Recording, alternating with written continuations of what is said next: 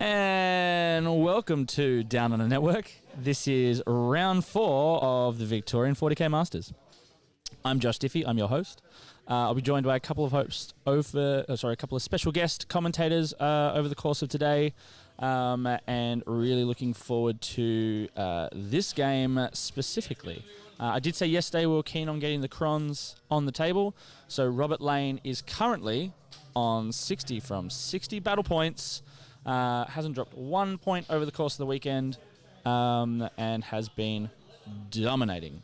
So this is the top table of Rob Lane versus Adam Camilleri from the Down Under Network, Giant Squid Gaming, the Art of War Team Australia, the Australian ETC team, and that's all I got.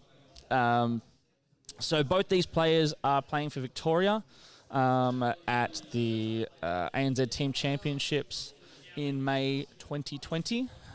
So teammates duking it out for domination on the table. Shout out to those in the Twitch chat. Thanks for giving us that heads up on the audio. Garage Games, you can check their stuff out, I believe, on the YouTube. They do some pretty cool podcasts. Battle reports. Really worth checking out. So let me just play around with this a little bit.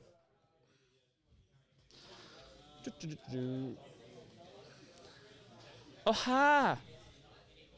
Okay, so let's go over to Down Under Pairings and check out the lists.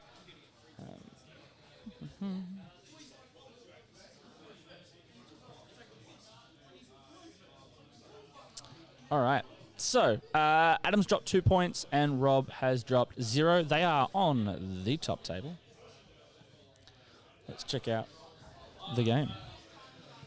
So we'll start with checking out the lists. So let's go.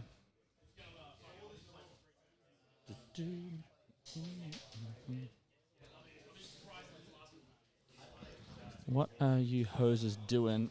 Who is this Adam got? Hey, Yak Hunter, you coming on? Come on. Bench him. It'd be good to see you come on via Discord. You know what you're doing. You know how it works. Come join in. So let's check out these lists. The unstoppable force of Rob's Necrons is consisted of a Sortek Dynasty battalion. He's running Cryptek, Chrono, Imatech, 3 units of 10 Tesla Immortals.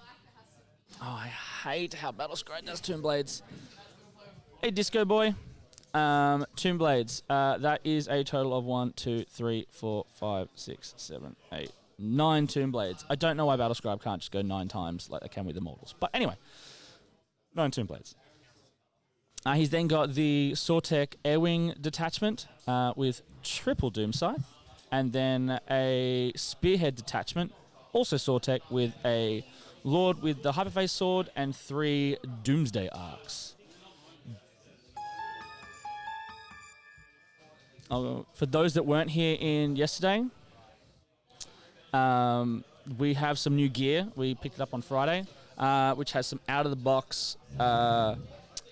I believe the lingo is stingers. Let's just rip this off here. So this is brought to you by the patrons from Down Under Network. We could not have managed to up the quality of the audio and in soon to be some more cameras going on without your support. So a big thank you. Really appreciate it. So you'll see get a few different sound effects this weekend. Ooh, shiny. And they're the out-of-the-box ones. So, for those that are playing at home and as I said, weren't here yesterday, so if I tell a good joke, I might get a laugh. Or a bad pun. Or if someone fails to seize the initiative. So I'm pretty stoked with this gear. It really does allow us to put out just better and better quality shit for you guys. So jumping over to Mr. Camilleri's Astra Militarum list.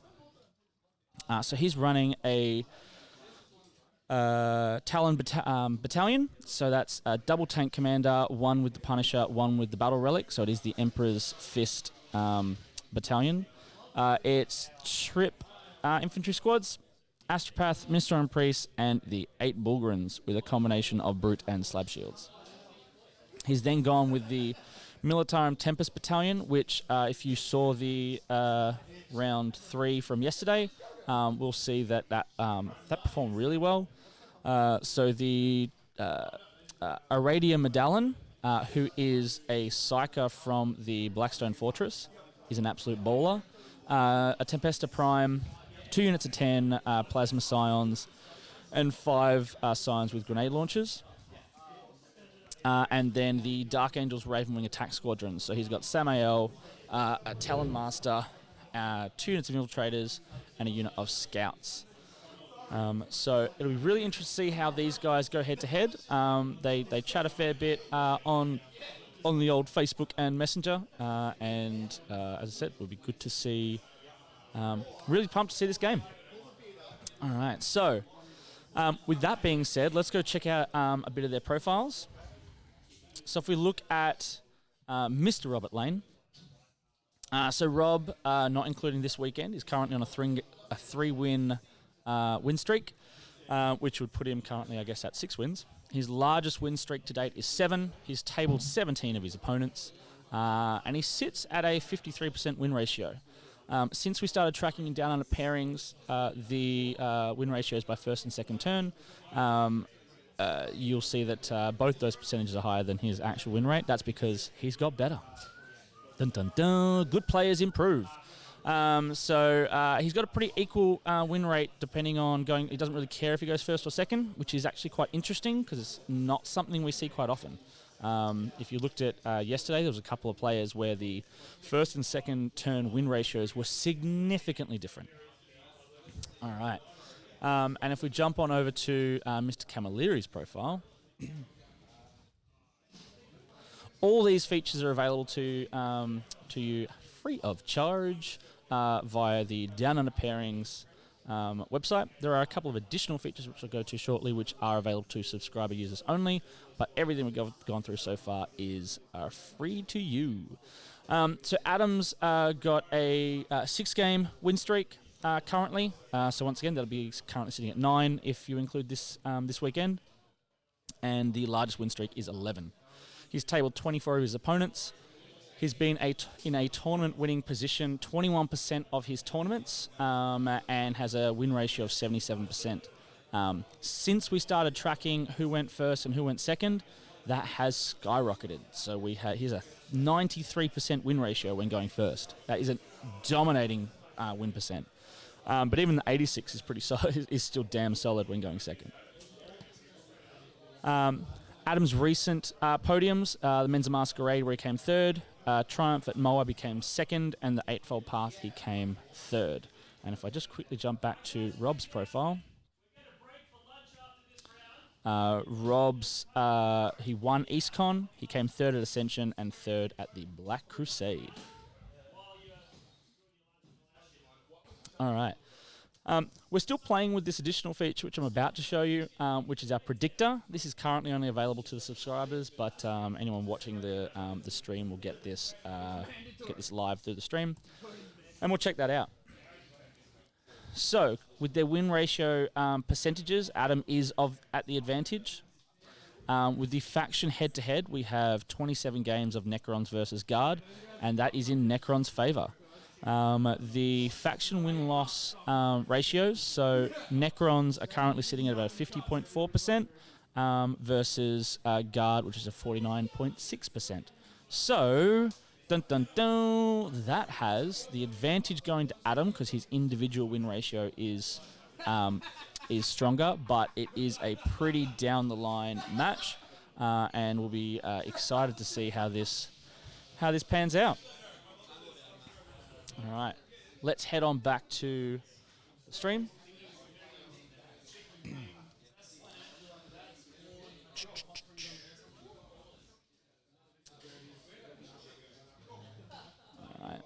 So they are getting a bit shaky on the table. I'll see if I can get them to stop leaning on the table as much. But when they're deploying, there's a fair bit more leanage going on. But Rob's finished deploying, so he's so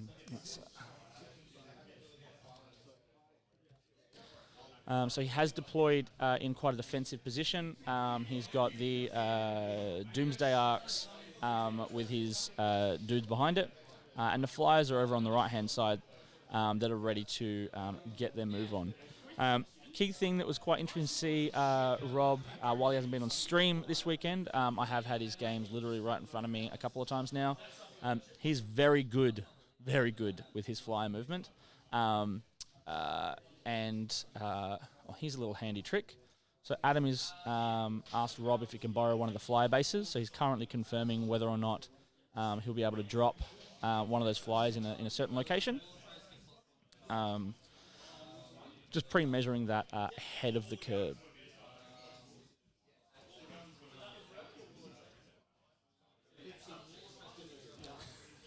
Yak Hunter, why could we not just get 2 more hobos in there and make this a full GT? It's a good point. Unfortunately, it's frowned upon to fake the players. So they kind of really should be playing. But maybe we should have, instead of streaming round 1, what do you reckon? The TO and I should have just played a game in the first round. We could have grudged each other and then both dropped. Is that what you're kind of thinking? George, hopefully these croissants will do some work. The Ravenwind detachment has a really good hit and run ability. It does. So for those who are unfamiliar, what Adam's able to do, and because of course he has the fly keyword, he can charge those flyers, punch them, and then do a movement afterwards. Hence the kind of hit and run. He can also do that to other things. It doesn't just have to be the flyers.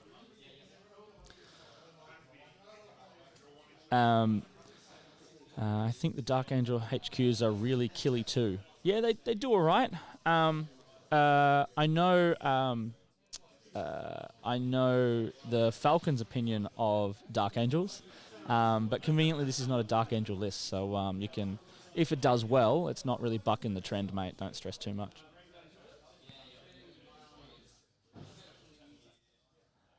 All right. So Adam's just getting his deployment on. What we might do is just head back to a bit of the leaderboard. Maybe let's look at who's playing each other. Dun, dun, dun.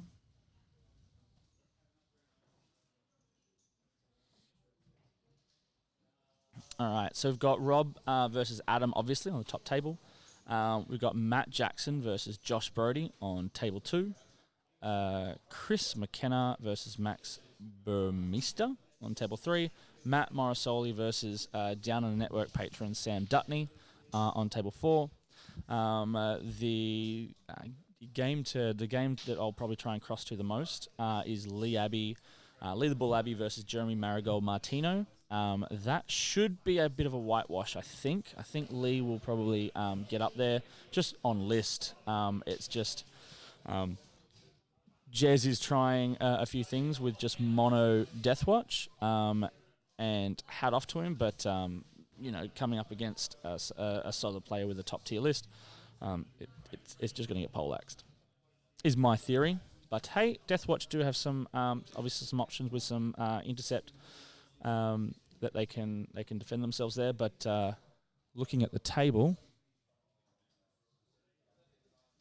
there's a couple of ruins there. So it's not an overly dense, but it's dense enough. It's pretty stock standard kind of Australian 40k terrain table. Unlike those that you might see on some of the streams in the US and even I guess the UK now, we predominantly have terrain rather than just the L's. While the L's do have functional superiority, I guess, you'll see if I just spin this round. Boom. I'll go to that table there. So if we look over there, you'll see, and let me just switch Bear with me 1 second. Let's maximize this. Dun, dun, dun. Yeah, so this table over here still has some of the traditional ruins, some boxes, as well as some rock formations. Over here we've got the L ruins, the box formations, and I guess rocks. And that's the field. And over in the corner over there, it might be a little bright, we have Lee the Bull Abbey versus Jeremy Marigold Martino, and Matt the Plague Hulk Morrisoli versus Sam Dutney. All right.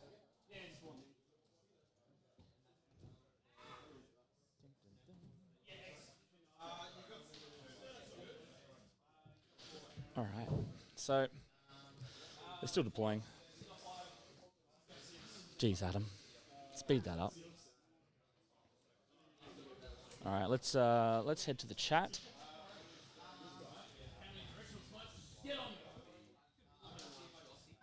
Put out fairly substantial damage from range. Yeah, they can. A tank commander and a half.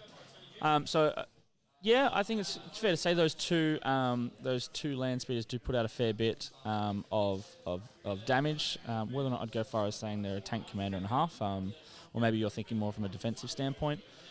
And can we get a photo of the table?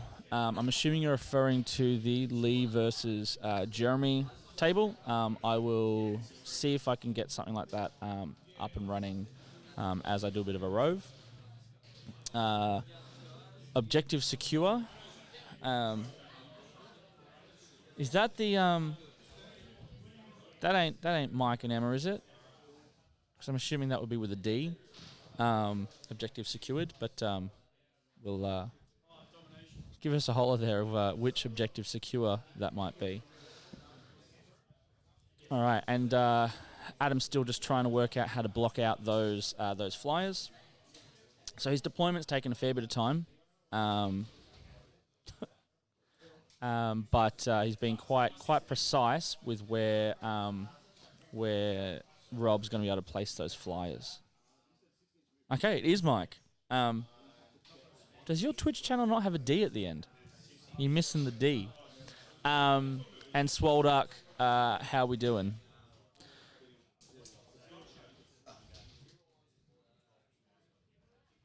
Hi, Emma. How you doing?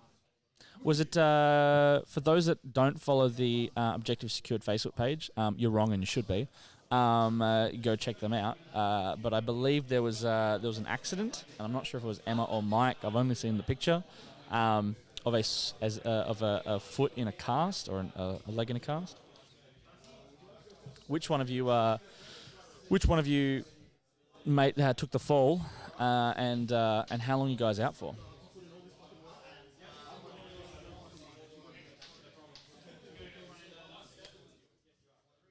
All right. Hey, 1 second. I'm just going to yell at. No C's roll, so I don't have the choice of putting in the fail whale. So Rob is going first. So Rob took first turn. Adam said, "All right, I'm happy with that." Emma says, "You clearly don't know us. Take a guess." Yeah, it's Mike. Fair call. Although, in fairness, Emma,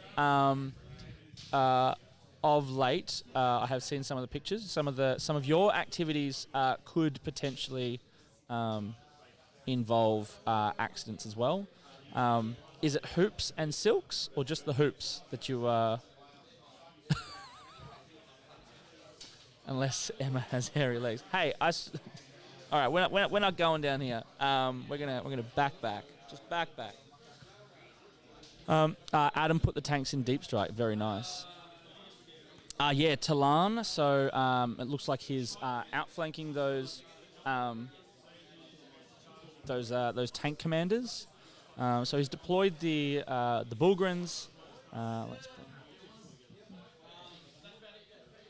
Deployed the Bullgrins in the effectively in the ruin there. That'll be surrounded by a couple of the characters or required characters he needs, and he's kept the two land speeders safely behind screens. So we'll see how that progresses. But we can see he's gone quite aggressive with his first Doomsday Arc. So it looks like he's going to try and get on in there.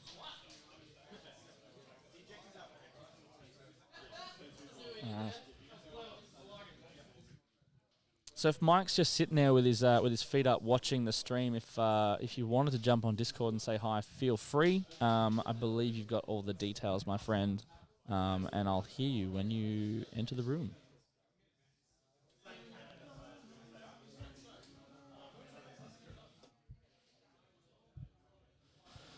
Yeah, whether or not you can get enough mortal wounds on the Bullgren, it's an option. We will see. Looks like he's actually got something in that top right-hand corner. So what I might do is I might do a little bit of a roving Discord chat through... Well, I might just jump on Discord and do a bit of a rove. So as I can get a look at some of those angles of the table that we can't get while looking at the top-down camera. It's another reason why I want to increase the number of cameras we have. We want to include the left and right view on the rig. So if you haven't seen our setup before, so we have the light's not that great. We've got the frame above there, so we currently just have the one camera, but we are looking at putting a camera probably on both sides of those frames to get a better angle for you guys to check that out. And that is the loud Matt Jackson, who you will probably hear a lot of today.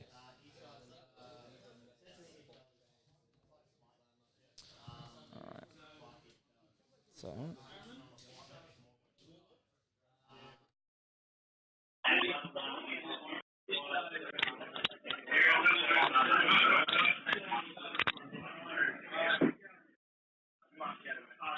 Drop that down a bit.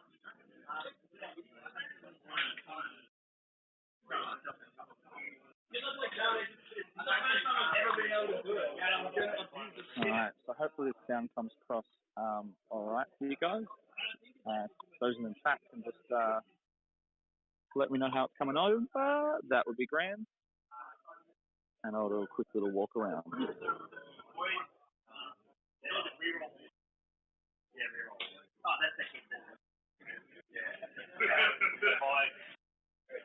Hopefully you guys can hear me.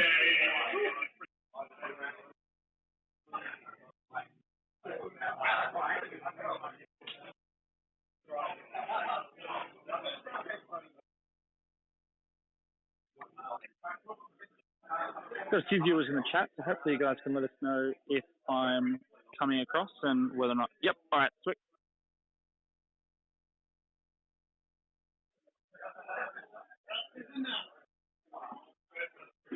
All right.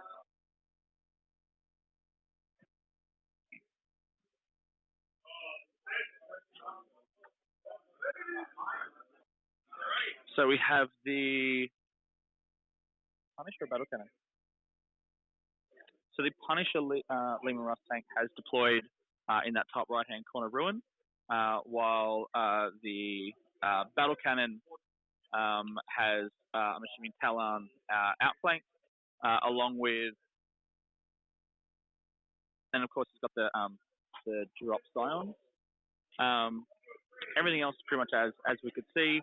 So the we've got two units of infantry on the table that are doing their protection routine on the land speeders, with the male being the one in the top left-hand corner of the stream, and the Talonmaster being the one on the top right-hand corner of the screen.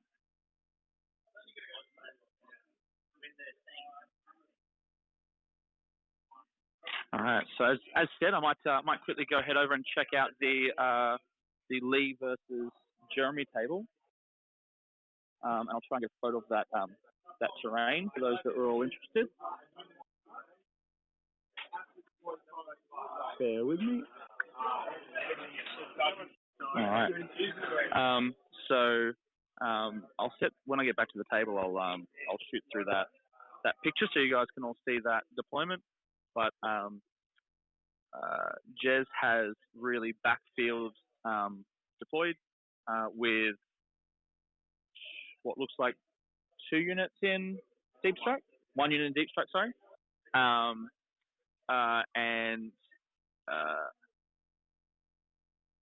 it's the middle of the table is quite open, not really much line of sight in the middle. It's the 4 LOS blocker ruins, 1 in each corner.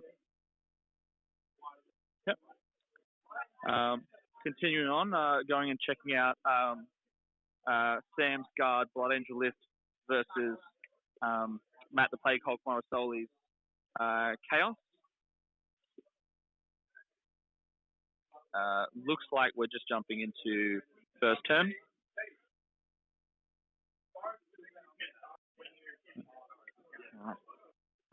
And Matt Jackson versus Josh Brody. So Matt has the Marine Lift with a unit of Assault Centurions and a bunch of Intercessors with Shrike and 2 Thunderfires versus Josh Brody's Chaos list with the of summoning points. We'll come on back.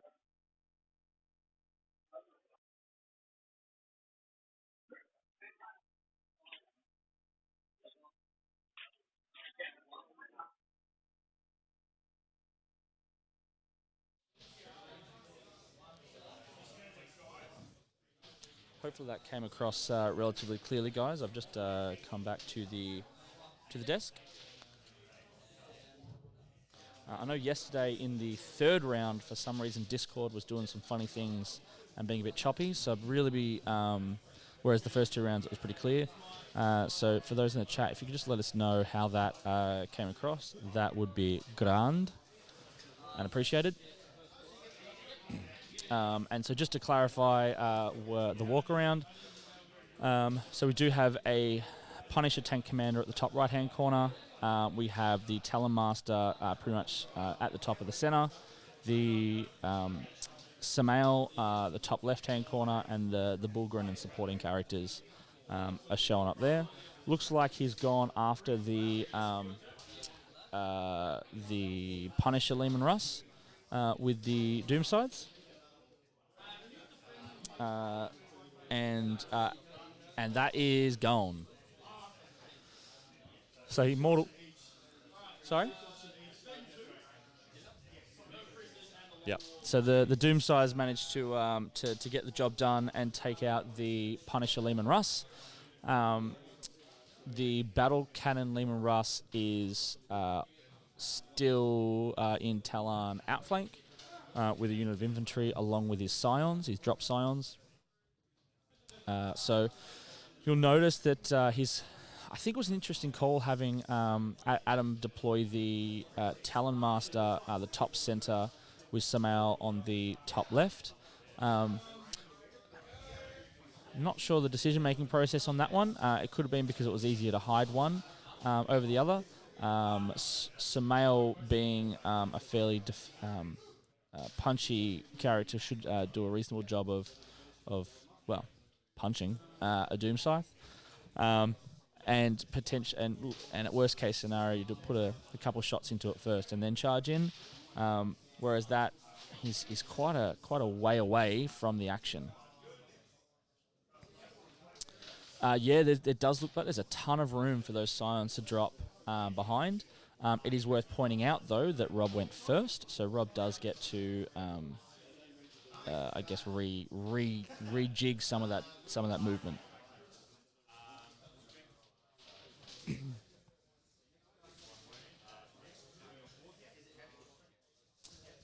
But regardless, I think the battle cannon coming in.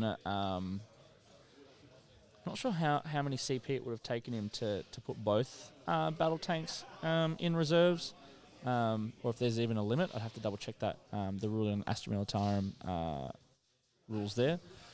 So if those in the chat, either have the codex in front of them or just happen to know it, how many CP would it have cost Adam to put both tank commanders into outflank? You can only do one? Okay, then answer my question. That's why he only did one. That's why you come to the Down Under Network, guys.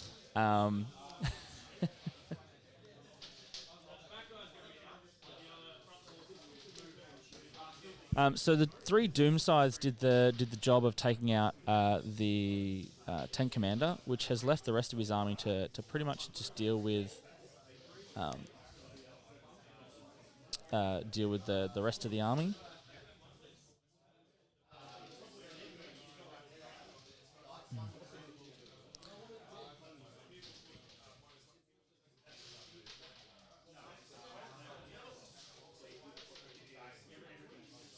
All right, that was a lot of hits. All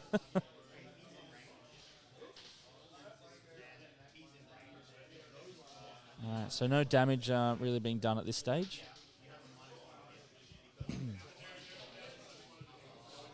So those in the chat, we went through some of the stats. We went through the game predictor on Down Under Pairings. What are your thoughts of the outcome of this game? Who have you got your money on taking out the gold?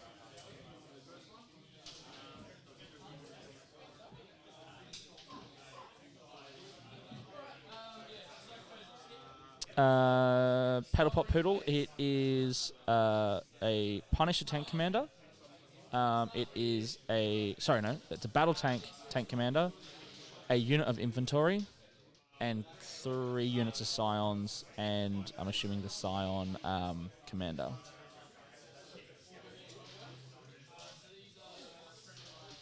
If you have a squad of tanks, they can go into ambush. Potentially, but of course this is not a squad, it's 2 individual tank commanders. Paddlepot Poodle reckons the game is over already. Interesting call. I'd be interested to hear your thoughts on the why with that. Feel free to chuck that in the chat.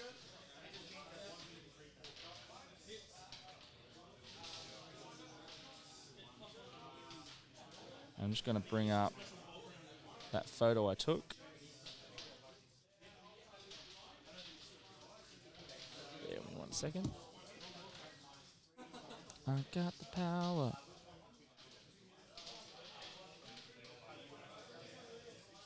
So for those that were asking about the table of Lee and Jeremy, you'll see there's 2 L-shaped ruins in each of the corners. You'll see that Jeremy has backfield bottom, or our screen, bottom left deployed. And he's got his, I've gone blank on the actual name. It's not servo skulls, is it? But he's put his I'm going to call them servo skulls. I've probably got the terminology wrong there. You can kind of see them along his deployment, which has pushed the infiltrators, or the infiltrating ability, or just the ambush ability from the dudes back, at least for the moment. We'll see, and he's got 1 unit of dudes in reserves.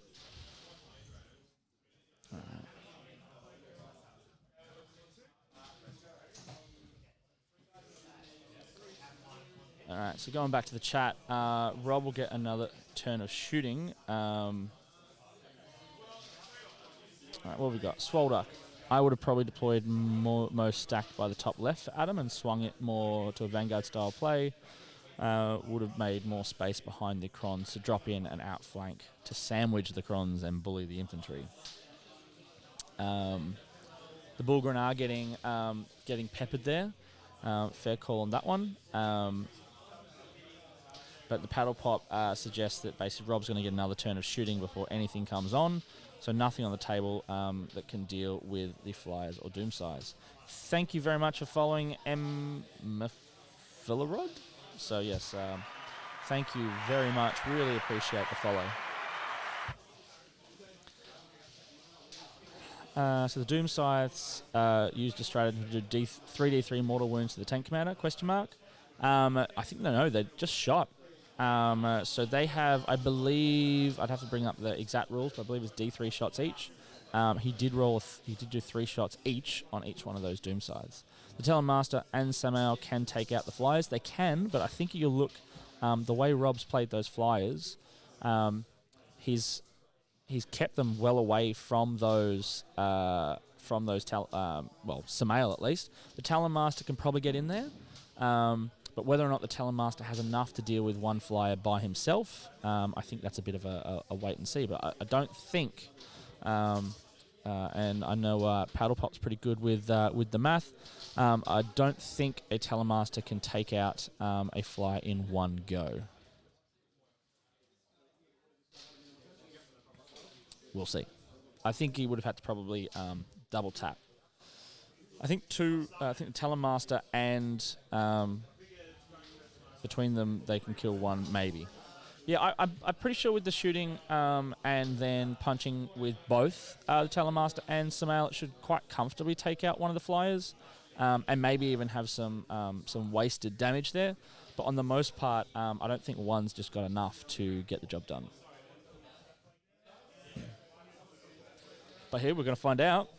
Here comes one of the Talonmaster, or the Talonmaster, heading towards the flyers.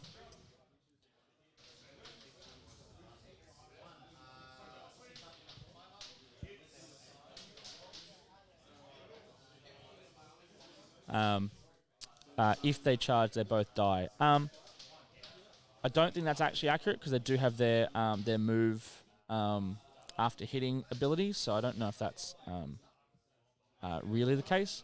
And this is, yes, the 6 is to hit in Overwatch. 3d3 shots, so no, d3 shots, strength 10 minus 4 d6 damage. Look, you could roll hot. You could. That's a thing. Yeah, no one expects the cheeky Dark Angels to have some tricks up their sleeve.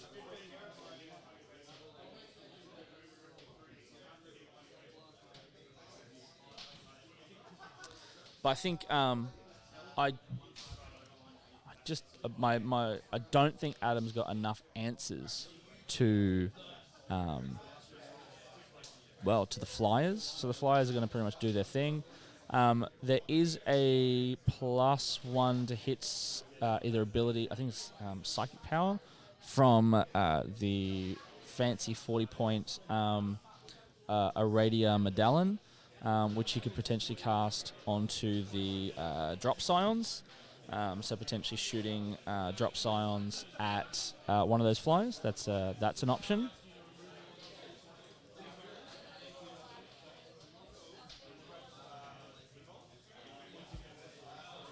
I don't think she has the same drop ability, but I'd have to confirm that. She's from the Blackstone Fortress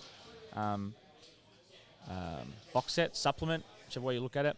So she's a little less common. I might actually try and bring up her rules so we can discuss them. Does anyone actually know the full rules breakdown for Aradia Medallion?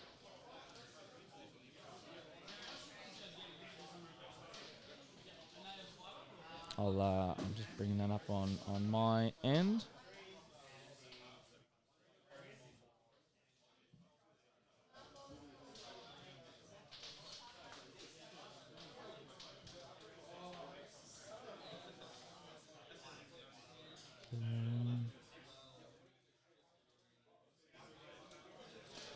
I'm not 100% certain what I need to do to get her to show up on the list.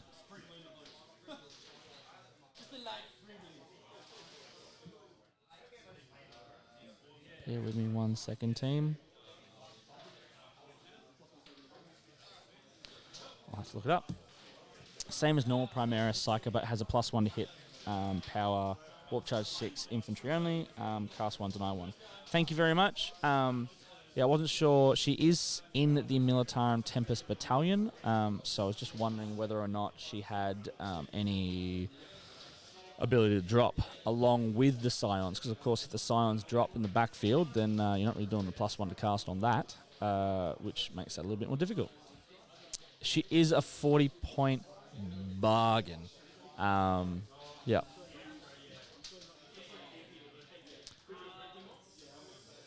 So yes, of course you can cast on the Bullgrins. I don't know, well, I don't know actually how many of those Bullgrins are left, but even if there were plenty left, I don't really know what impact they're really going to have in the game. Hold up. Jeez, mate. Calm your farm.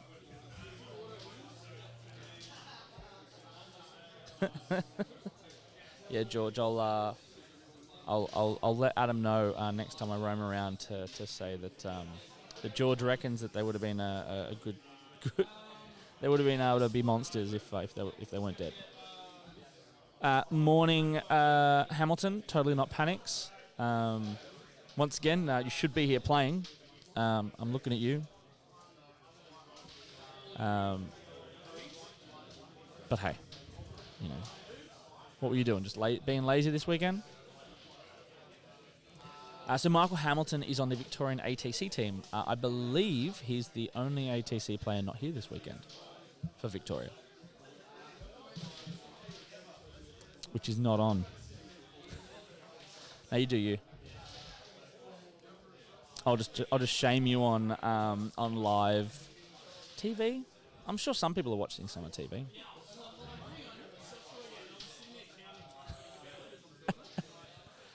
Sure it is.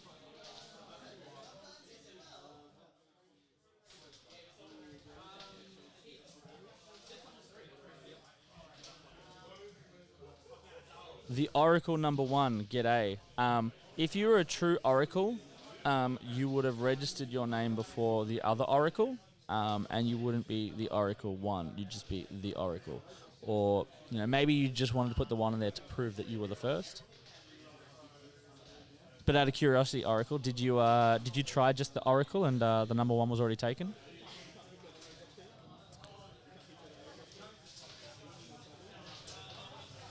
That is one dead flyer.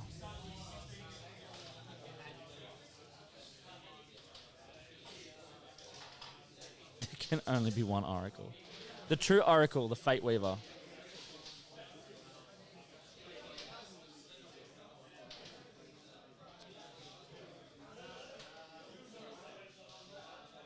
All right. So, looks like he overkilled one of those flyers, which I think may have hurt him. All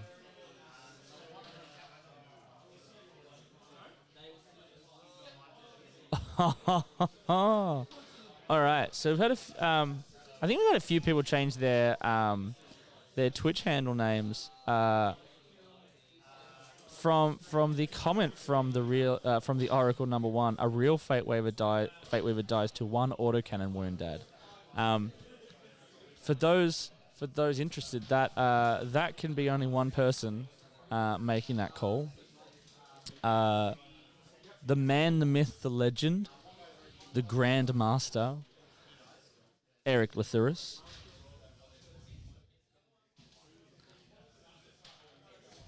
And there goes the Talon Master popping back behind the screen.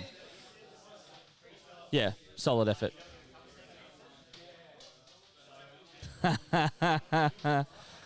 Yeah, so for those that played 5th edition, and I guess a tiny bit of 6th before the Codex change, Fate Weaver was a completely different beast. So Fate Weaver had a 3-up invuln, and all demons within 6 inches, all units of demons within 6 inches, had a re-rollable save, both armor and invuln.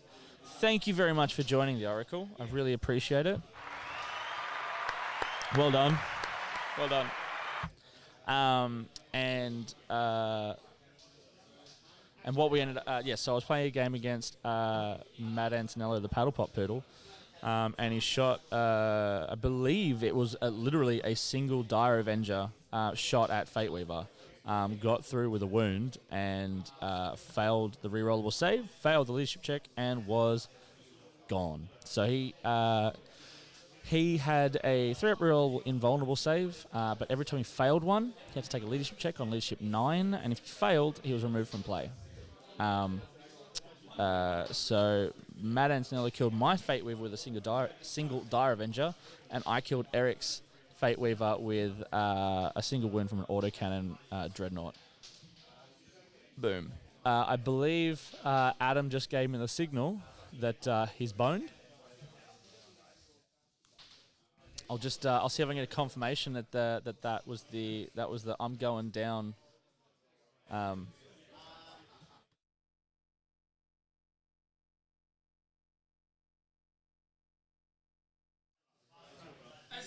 He's rough. Yeah. Adam's in Roughtown.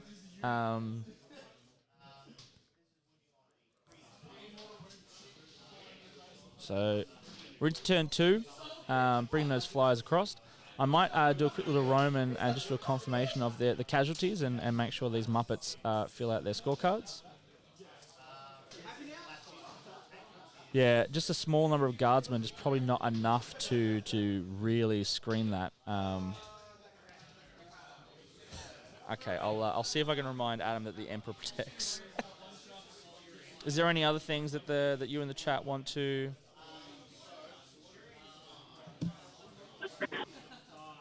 Want me to remind Adam? Or even comments you may have for Rob? Tell Adam he can't let Art of War down. I'll let him know that everyone's watching.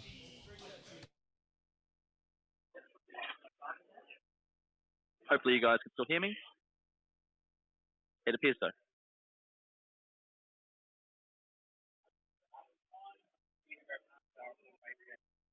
George wants you to know that the Emperor protects. Yeah. Okay. And Eric says you're not allowed to let down the Art of War. I will, but I'm not going to do it here. Yep. 2, 4, 6 of the Bullgrid down. So that's 2 left. We've got the Doomsday Arcs have obviously gone balls deep, with 2 of the Doomsides heading in as well.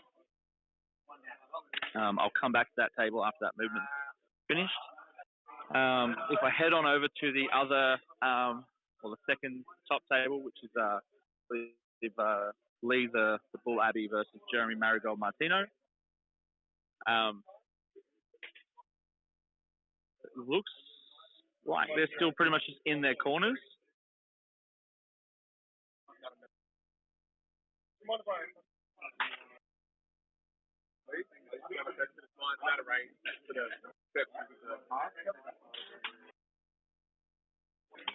All right. Do you want to do anything in the stage?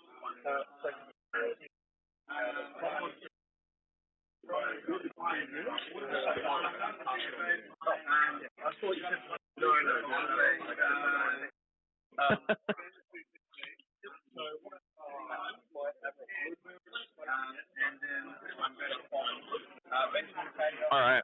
So it looks like a Death Watch unit of Stormbolters is about to open up into a unit of Aberrants who are currently hiding behind a ruin. That comes out. All right. So I might step away from that table. They're currently getting down to work out line of sight of unit. If I head on over to Matt the Plague Cult Morrisoli versus Sam Dutton's game. Doesn't look like there's too many casualties at this stage on either side of the table. Still fairly early on in the game, I think. So, okay, and we're going into Sam's first turn. Yep. So it's still very early on in the game there. To Matt Jackson versus Josh Brody. Looks to be relatively the same. Okay. All right, so there's a big pink unit squad that has just turned into 1 million models. A whole bunch of blues. There's some brims in there as well. That is the benefit of bringing all those additional summoning points. You shoot a unit and it triples in size. Can't do it again though, really.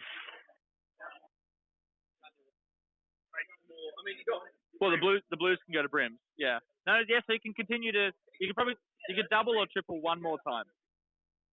One unit can go up to 150 models. I'm assuming that is where every single model is a brim at that point. That's a lot of models. All right, so looks like the movement's done. So we've got the triple Doomsdays up in his grill. The Doom size also. So hard to see a little bit from the straight the top down view, but the L-shaped ruin near objective 5, which is where pretty much the two flyers are. There is a unit of Marines underneath one of the levels there. I don't think can be seen by the camera. So the Doom size are about to shoot their rapid fire shots into the 10-man squad to try and remove that screen unit from the Talon Master and Samael. I'm just going to head on back.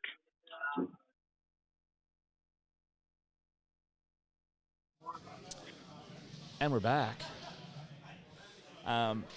So what we're seeing now is basically the Doomsday arcs are coming in, and they're going to take on using their rapid fire shots.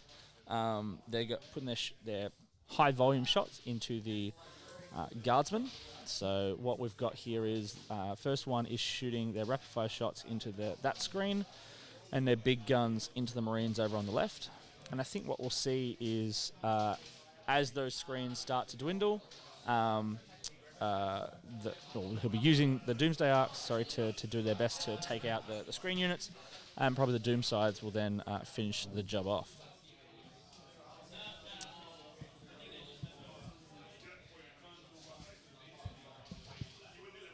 All right, looking at the chat, totally not panicked, good call. Yeah, the Rob's list is solid. It does have a reasonable range. I mean, look, most of it's the range isn't that great, but it is quite a fast list. It's faster than I think people kind of give Necrons credit. But Rob has done a solid effort the last 12 months with his crons, so quite impressed. If you were to take a look back at Rob's profile,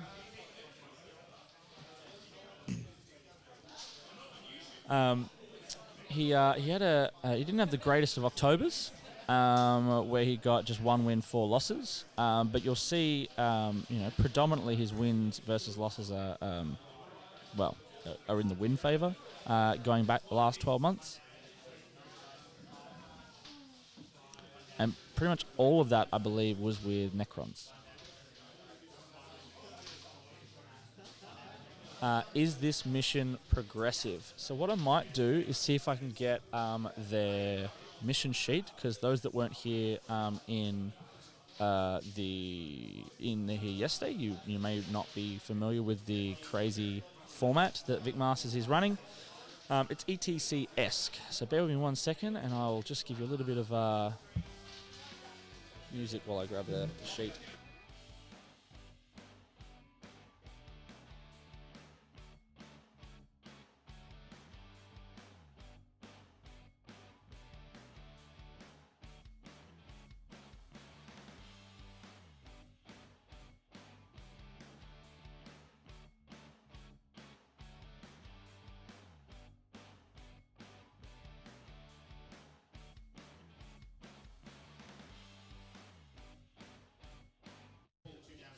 Timed that perfectly.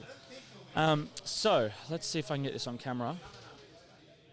So this is the sheet that they have, and I'll read it out for you guys to get a better understanding.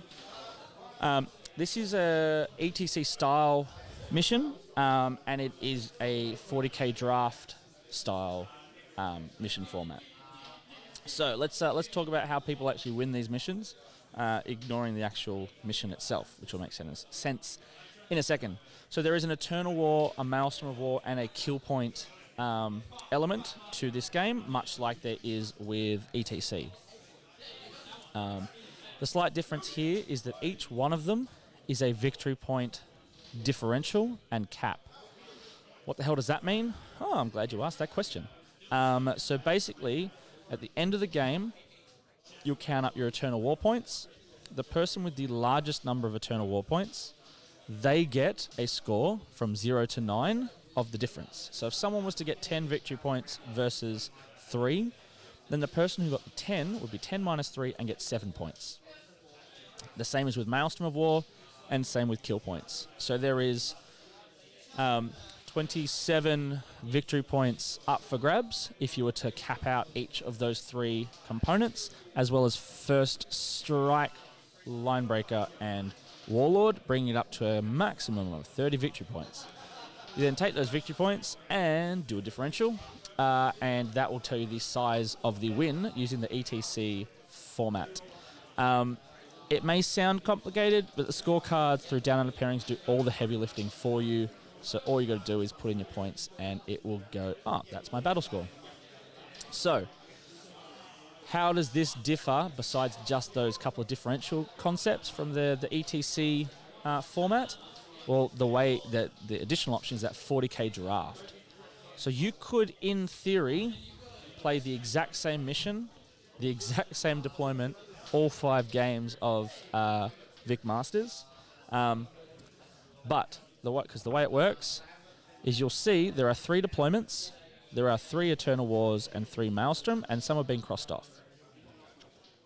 So at the start of the game, when players rock up to the table, they roll off. Whoever wins is player 1. Whoever loses the roll is player 2.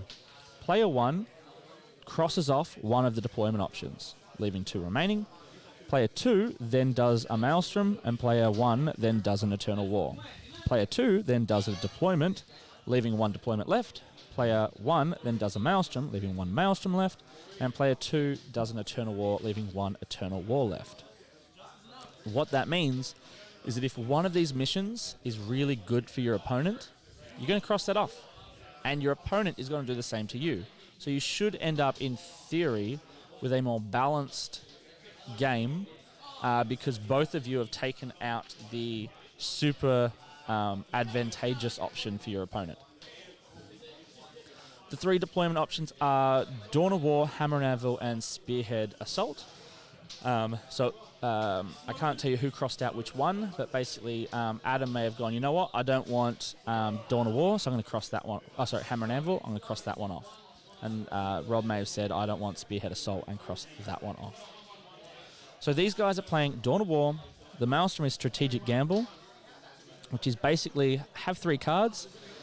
Once you've drawn your cards at a turn, you can discard 2 of them and draw another, and that one is then worth double points, which is how Matt Morrisoli was able to score 10 victory points from a single card in round 2. He discarded 2 cards. He drew priority orders with defend objective 2, and his warlord was already on objective 2, and so was managed to get 2 points for the defend, 3 points for priority orders, which brought it up to a total of 10 points, because he doubled it. All right, the Eternal War is Breachhead. So starting from the second battle round, each player scores a number of victory points for each objective marker they control at the start of the turn. So this is progressive scoring. The objectives that are in your deployment zone are worth 1.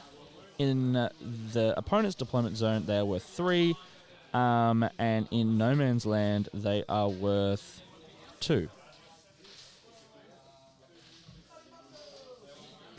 So it looks like objective 5 is probably the only objective that's in a deployment zone. So objective 5 would be worth 3 points to Rob, but only 1 to Adam. and all the rest at first glance look like they're in no man's land, which would leave them as 2 for everyone.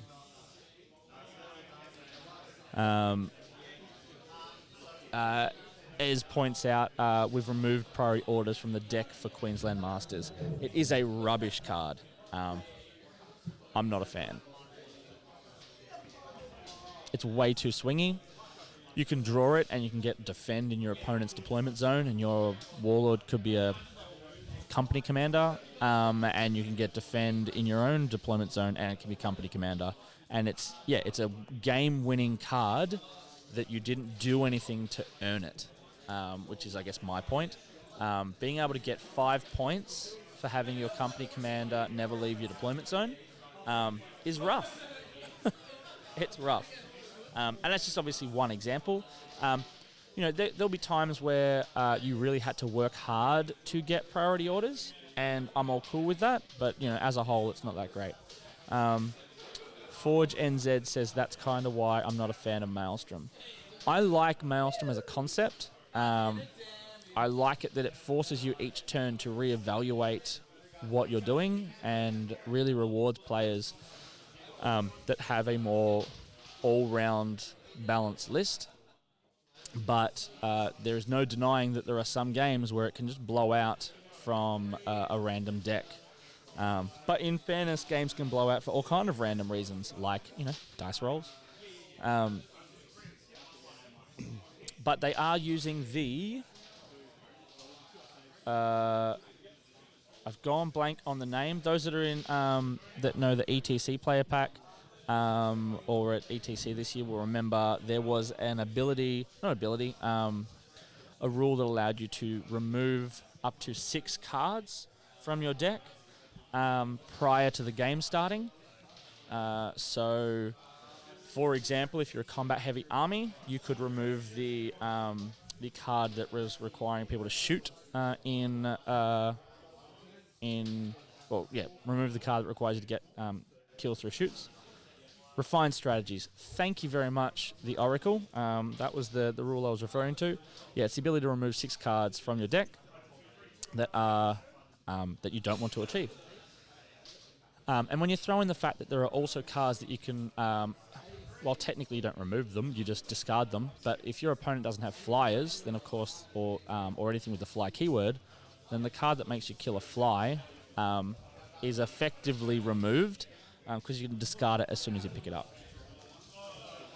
Looks like the Talon Master survived the turn. Yeah, I think it was still possibly just a little too much. So yes, there was the screen. There was also a unit of Marines here. And of course, we've still got the units there. So it looks like there's a wound counter on the Talon Master, which is the one just to the right. Objective Secure has been trying... I'm keen to try the deck building format for 2020, 18 cards. Yeah, I don't mind. Look, as I said, I like the idea of cards. I think it brings a dynamic element to the game. I would just like it to not be so swingy. I would argue that Maelstrom, when Australia played Team England, in the game between Eric and the England captain Josh Roberts, played a massive impact. And yeah. Yeah, so the Oracle they've done for Queensland Masters exactly what they're doing here at Vic Masters. They're capping the differential of victory points available for Maelstrom. So if someone was to blow out and get 100 Maelstrom points to 1, it doesn't matter, it's still just a 9.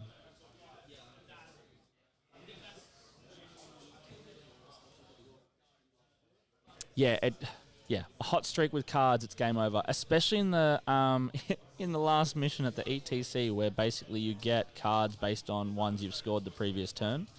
So if you get a horrible hand, you have to really pay CP to drop it.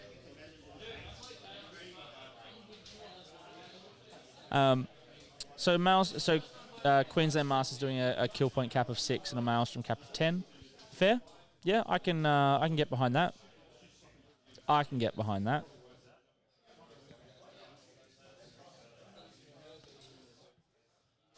So it looks like Adam's bringing out a unit of. He brought forward Scions by the looks of it. I might.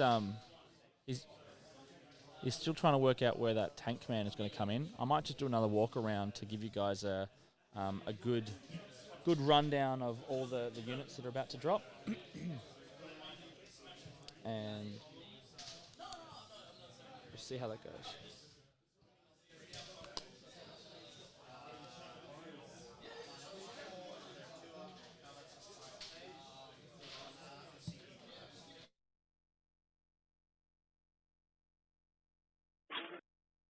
All right, so hopefully you guys can hear me loud and clear.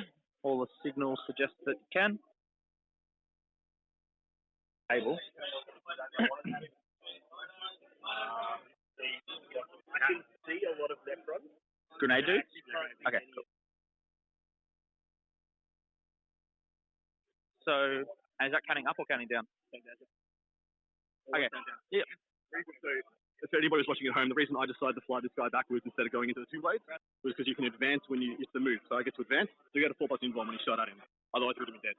Okay, so hopefully that all came across loud and clear. So the Raven Guard get a 4+ invulnerable save when they flood out, and his hit and run ability is a move, which meant he was able to advance. So the reason why his Talon Master is still alive is because he had a 4+ invulnerable save, but he has 2 wounds remaining. So the drop Scions are coming down now, currently being placed underneath the corner of that L shape near objective 2, 9 inches away from the Doomsday Arc on the left-hand side of the screen. Still hasn't come down as yet. So while there was the conversation in the chat that there was a big gap at the back opening up to allow for these Scions to drop, I think Adam's put the Scions in the right spot because he does have the ability to do the +1 power from back there, which of course he would not have been able to do as they dropped if he dropped them into the backfield of the Necron player.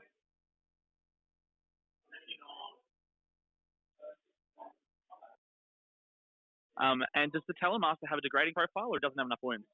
So because the Talon Master does not have a degrading profile, he has 2 wounds left, but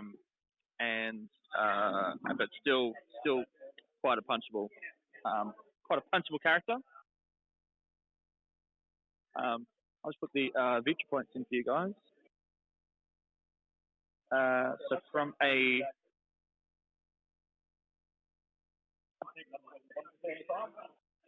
kill point standpoint, Rob is up by 1. For a Maelstrom of War, Rob is up by 5. And from an Eternal War, Adam is up by 2. And both players, I believe, got first strike. So, whoops, did that round the wrong way. Apologies, guys.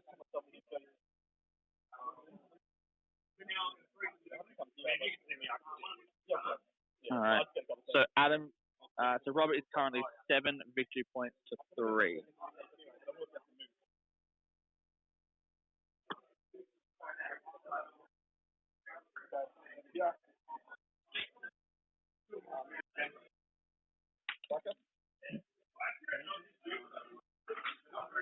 All right. So he's still just doing some movement. So I'm going to head on over back to some of the other tables. Let's go take another look at Matt Morrisoli versus Sam. Doesn't look like much has died. Made what, like? The Flameburst Crawler tank, the double shooting battle cannon with the relic battle cannon with Vegetation, the plasma conditioner, the double shooting bat All right. So the Plague Burst Crawler just passed a 1,000,000,005 up save, or a disgusting resilience, both, from all the big shooting guns. So the Plasma Executioner, the Battle Cannon, Tank Commander, the Basilisk, and a number of those tanks were shooting twice. So it's a little harsh. It's a little harsh. All right, I'm heading over to Lee and Jeremy's game. Jeremy appears to have changed outfits. Shirt? No? Okay. Halfway through the game, I think this is to get into Lee's head. Lee now thinks he's playing a different player because he's wearing a different outfit.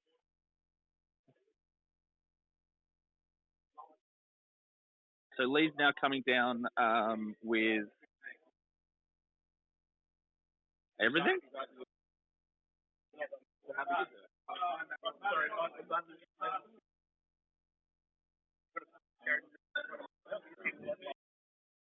So he's pre-measuring. All right. So Lee's currently looking at dropping down his unit. Sorry. Going quite deep with that. Looks like 1, 2 Acolyte Hybrid squads. One is a Hand Flamer squad, and one's a Rock Saw squad, with a number of characters to support. The Aberrants look to have survived the shooting from the Deathwatch, and are pushing, and look like they're going to be pushing forward. And I will come on back to top table and revisit how we're looking.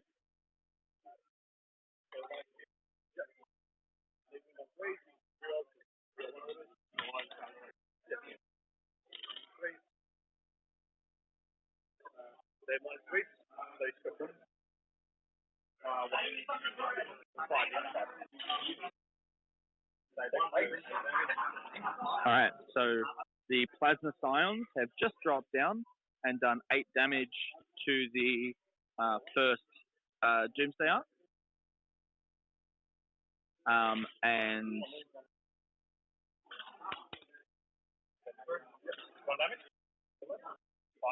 so the Doomsday Ark has 5 wounds left after the first unit of Drop Scions has shot.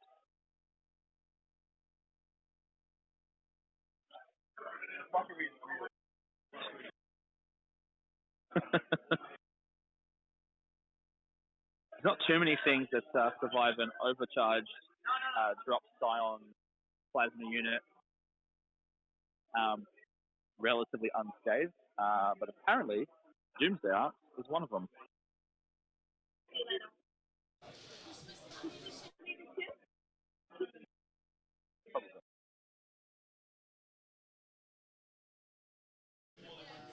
All right, so we're back at the desk. Let's have a look at that chat. How are those Telemasters? How are those Telemasters not dead? That's a very good question. So the simply rolling 4-up saves is a thing. So those Telemasters had a 4-up invulnerable save from advancing the Telemaster advanced in its move back, so its hit and run ability after punching or going forward to the doom sides and fell back.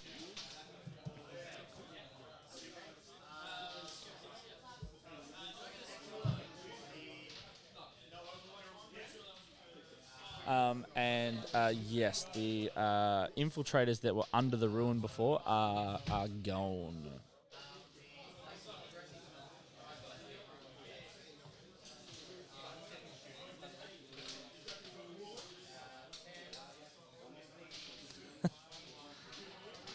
And we've still got the I believe the Relic Tank Commander to shoot, although the Relic... Oh, I say to shoot. The Relic Tank Commander is pretty much hidden at the moment by the looks of it. Or maybe he hasn't even come on yet. I have to confirm that. He's currently sitting up the top left-hand corner, at least the actual model is. Whether or not he's actually placed there is a different story.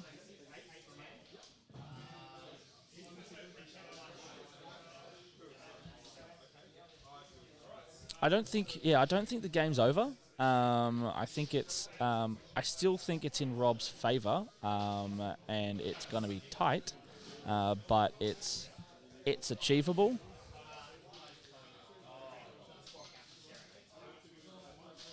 But he really needs to put some hurt on some of those big tanks.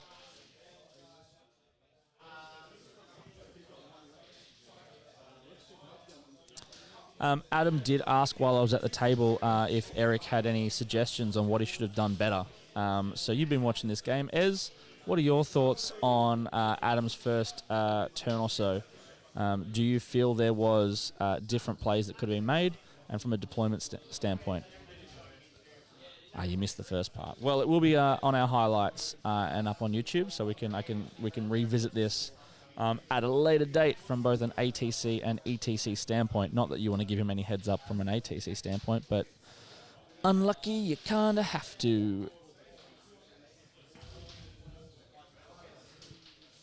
But as you know, as previously said, Rob has been a bit of a juggernaut with this list. He hasn't dropped a battle point to date at the event, which is solid because there's some sharks here. Although some of those sharks have played each other and knocked each other out a little bit, which happens.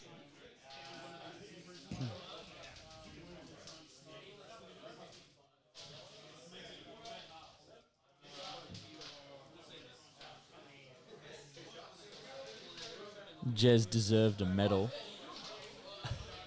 I'm actually quite disappointed we didn't stream the Jeremy Marigold Martino versus Matt the Plague Hulk Morosoli's game last round. Jeremy is taking a full Deathwatch army, no other factions. I feel as though he's got his hands tied a little bit with that list, and he's come up against some absolutely mammoth lists and two of the shark opponents, and he's still at the pointy end, which is impressive.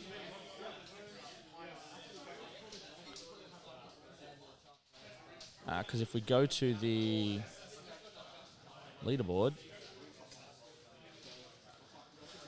so Jeremy is on 3 wins with 43 battle points versus Lee Abbey's on 2 wins with 49 battle points.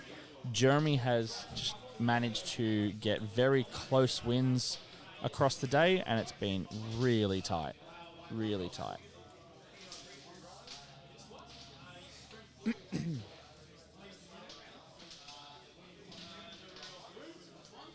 The question is, can we get him on next? We will have the top table, so whoever's playing out for the win next round. If that happens to be Jeremy, then Jeremy will be on stream.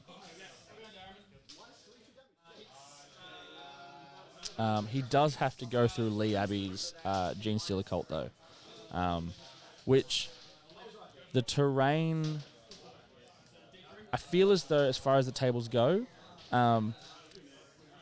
it's helped him, because the table that you were looking at in the previous, and I'll bring it back up, bear with me while I switch on over. So this is the state of play earlier on. Now you'll see those forests in the middle of the table. So forests, if you are charging through forests, it's -2 to your charge. So that has put a bit of a dampener on Lee's ability to drop and charge. Because that was how he deployed, but Jez then just moved forward, or up I should say, with his Deathwatch, which pushed the GSC to drop roughly where Objective 2 is to get their charges off, which makes it a little bit difficult because, of course, they've got to try and avoid that big chunk of forest in the middle and the chunk of forest down the bottom to the right. But if that was nothing but ruins, it would have been a whitewash for Lee. Just would have ruffle stomped. I think that just makes it a much closer game.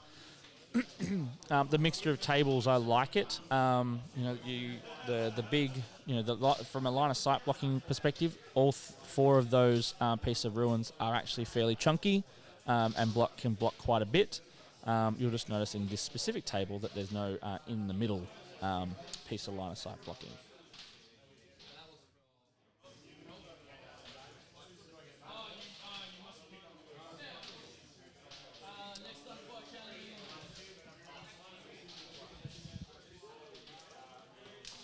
Just looking at chat, table looked fairly good for Jeremy. I agree with that statement. And it was hard to prevent the Auspex and Overwatch. Yeah, I agree with both those statements. And yeah, there's a lot of storm shields in those Deathwatch units. So as far as hitting those, you can, with a combination of the storm shields and even the 2+ armor save from the Terminators, you get into a situation where you can bounce pretty hard off that.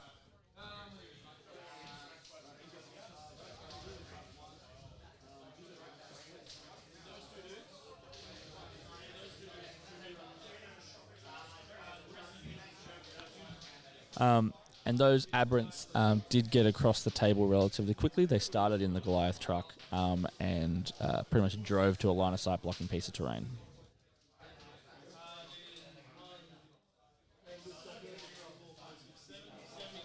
So we do have, we've moved on into the assault phase over here on the stream. We've got one of those Doomsday Arcs and one of those Doom Scythes have dropped, which is solid. So we might take another stroll over in a second.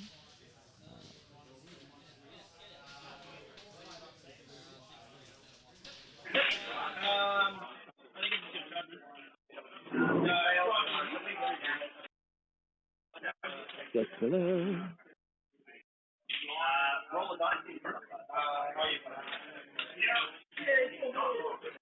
All right, so we'll head on over and do a bit of a recap.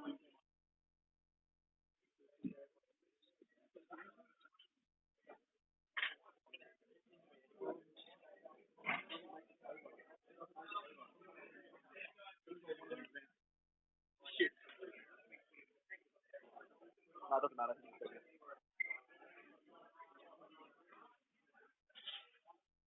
I think that means 20 there.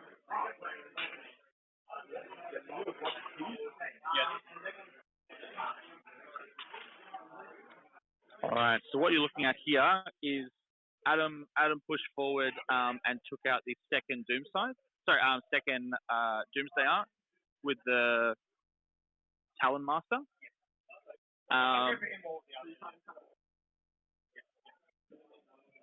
So they shot and killed one of the Doomsday Arcs.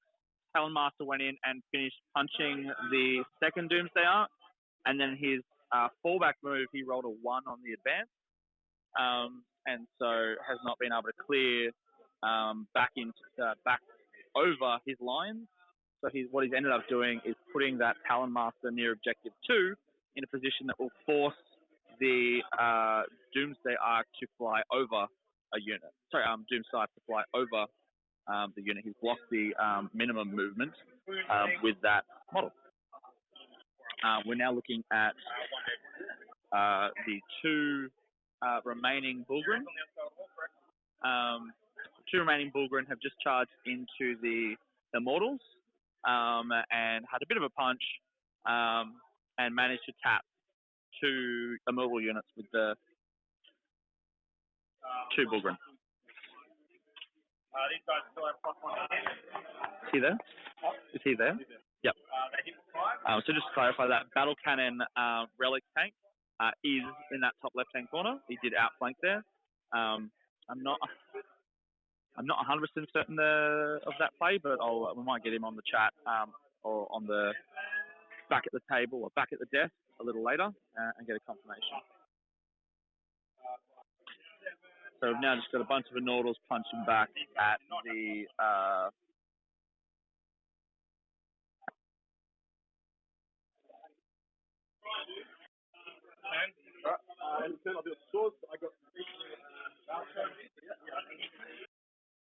So it looks like Adam's had a pretty good turn this time.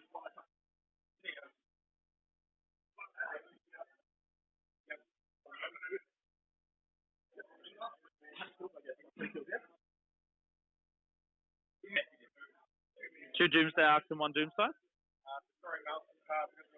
Yeah, so from a kill standpoint, that was a pretty solid turn for Adam there. Leaving one Doomsday Arc and one Doomsday left to do a lot of the heavy lifting. I think that was a very, very swingy turn. So the 3 Maelstrom cards that Rob just drew pretty much mean he has to try and kill the Tank Commander. Because the Tank Commander is the Warlord, he drew Kingslayer. He drew Big Game Hunter, and Tank Commander is the only one left with 10 or more wounds. And he's got overwhelming firepower, so he needs to kill things in the shooting phase anyway. So killing that one model could maximize that to 2, 3, 4 points. You get 4 victory points for killing that one model, if my maths are right there. I'll head back to the desk.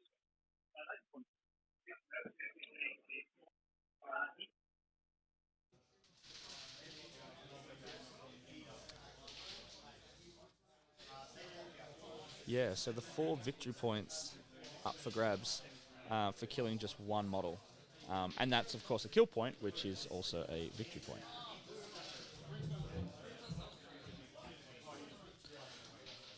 Just looking at the chat, the Bulgren tagged at least 2 units of Immortals, which is solid, which is going to make it a little harder, of course, to pick up much more in the overwhelming firepower Maelstrom card. The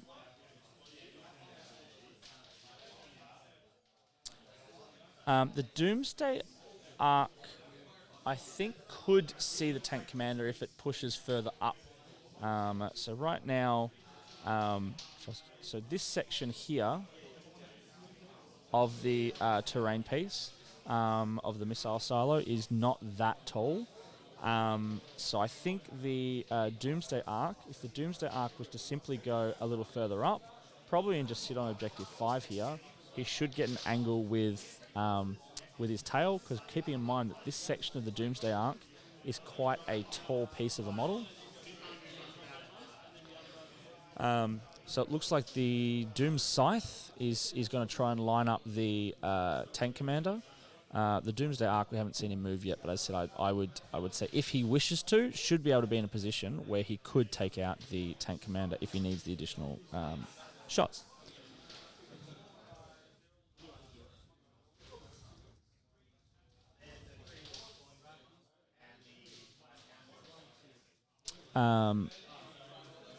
I am fairly confident that right now the Doomsday Arc can't see the Tank Commander, which means he would have to move, which, as Eric says, gets a lot worse.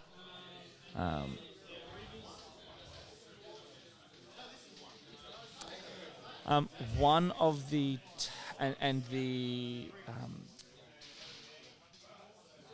the infantry that dropped, which are in this little section here, are protecting the Talon Master, who has 2 wounds left, from the firepower, at least of the majority of Rob's army. The Doom Scythe, it's interesting because Rob's in a predicament here, because the Doom Scythe is the only thing that realistically can get shots onto the Tank Commander, but he's also the only things that can get shot onto the Talon Master. If he does not take out the Talon Master will continue to then shoot and punch and fall back on his flying units. And to be clear, the Talon Master is currently here. It looks like he's up on the ruin. He's just taken him off the base to make it a little easier for Rob to do his movement or something like that. Is Adam out of CP? I'll just get that confirmed.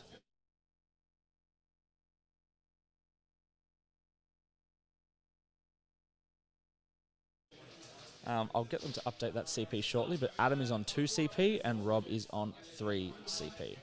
So I'm just going to take a quick stroll over to the table and enjoy a little bit of background music.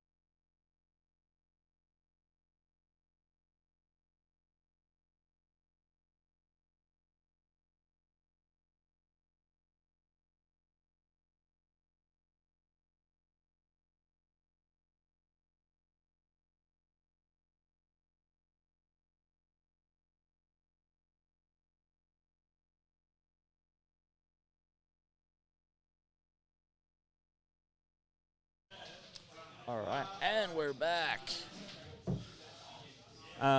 So I just went over and had a look at the scores.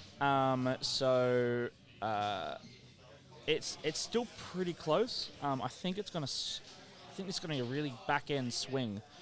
Rob is I think the scores are around the wrong way, but that's okay. Rob is actually 4 points ahead on Eternal War and 3 points ahead on Maelstrom. Whereas Adam is 2 points ahead on kill points, and they both have first strike. So from an Eternal War standpoint, Rob has had to keep those Tomb Blades where they are, over on the right-hand side of the screen. So this Tomb Blade unit here is scoring Rob, I believe, 4 victory points a turn. So he can't really leave, and he doesn't have anything else over that side. So if he wants those 4 victory points a turn, those Tomb Blades effectively have to stay out of the game, which is an interesting predicament to be in. Although they're scoring 4 victory points a turn, so I mean, that's solid. So as a result, I think we're going into turn 3. So the Eternal Wars are scored at the start of the turn. Rob just scored, I believe, 6 victory points at the start of his turn 3, which is how he jumped to 4 points ahead on Eternal War. But Adam then gets his counter attack or counter points back, where he'll probably get points for objective 2 and points for objective 6 on the left hand side. So he'll get 4 points back, which will even the Eternal War out. Maelstrom of War. As I said, Rob is 3 points ahead, but if he kills the tank commander, he scores 4 victory points. So once again, it's a pretty swingy game. But once that Doom Scythe is gone, which is gone next turn, and the Doomsday Arc is probably also gone next turn, I think you'll see a massive swing back in Adam's favour. So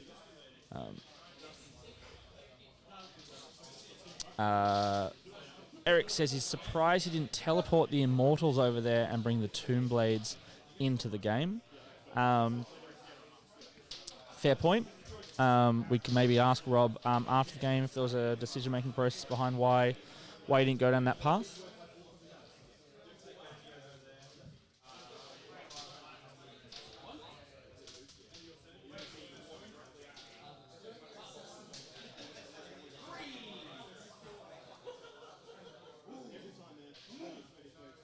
Unless he was planning on leaving that for more late game, we will see.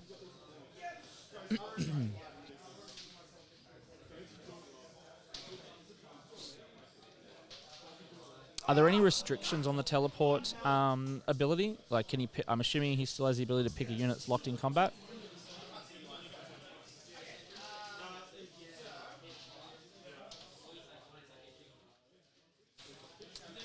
Yeah, so one of those units of Immortals that are currently locked with the Bullgrins would have been an obvious choice to pick.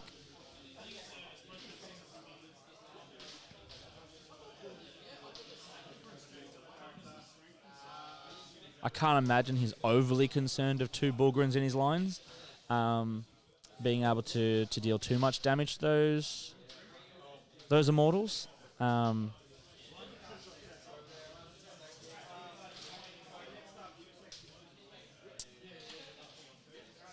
So let's bring up... So Rob's list has the Cryptek with the Chronometron and Staff of Life, Staff of Light, Imatech. He then has a Lord with a Hyperphase Sword.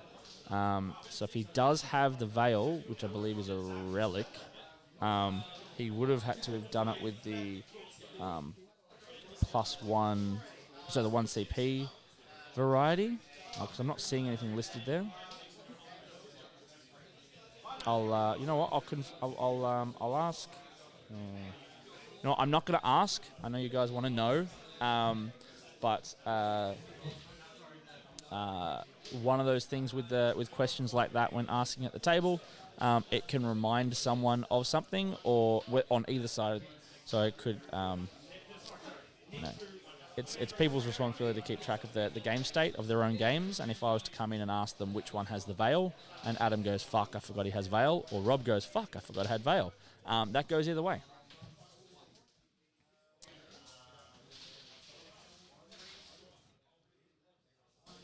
Doomsday must have shot the Bullgrin.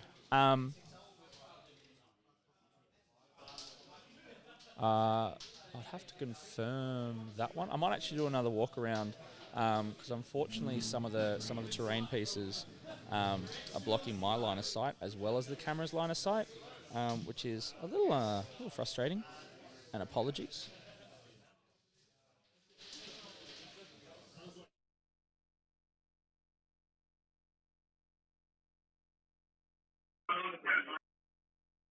Alright, so we'll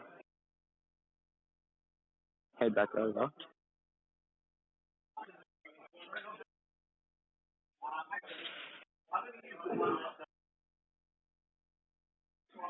Alright, so if we take a look here,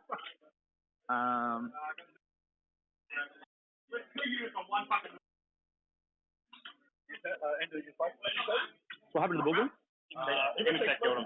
Imatech walked in and just smoked them both. Alright. Alright, so for those playing home, Imatech manages to punch him in the face.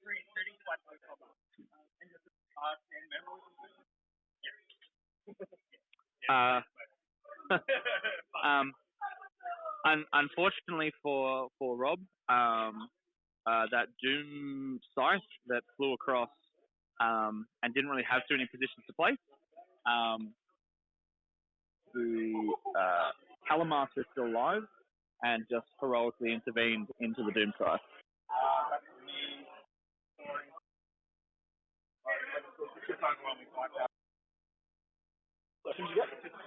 Alright, just filling up some scorecards. So that turn, is that 1 wound left on the Relic Battle Cannon tank? And that unit. Oh. Alright. So for those that can see, so on objective 6, there is a infiltrator with 1 wound left. The tank commander has 1 wound left. And Adam just top decked the Maelstrom card.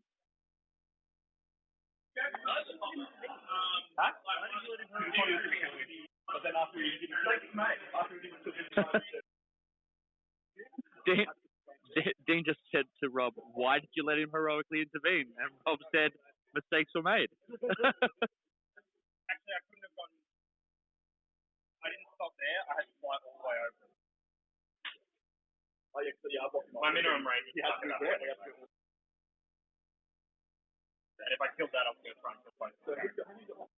I'm gonna come back to the desk now. I've got a better viewpoint of the table. I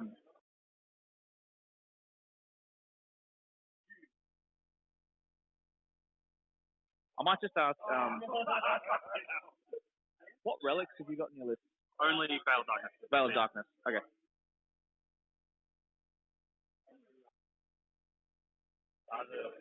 I've already used it. Oh, you did use it? Okay. All right. I've got some more information for you guys. I'll come on back to that.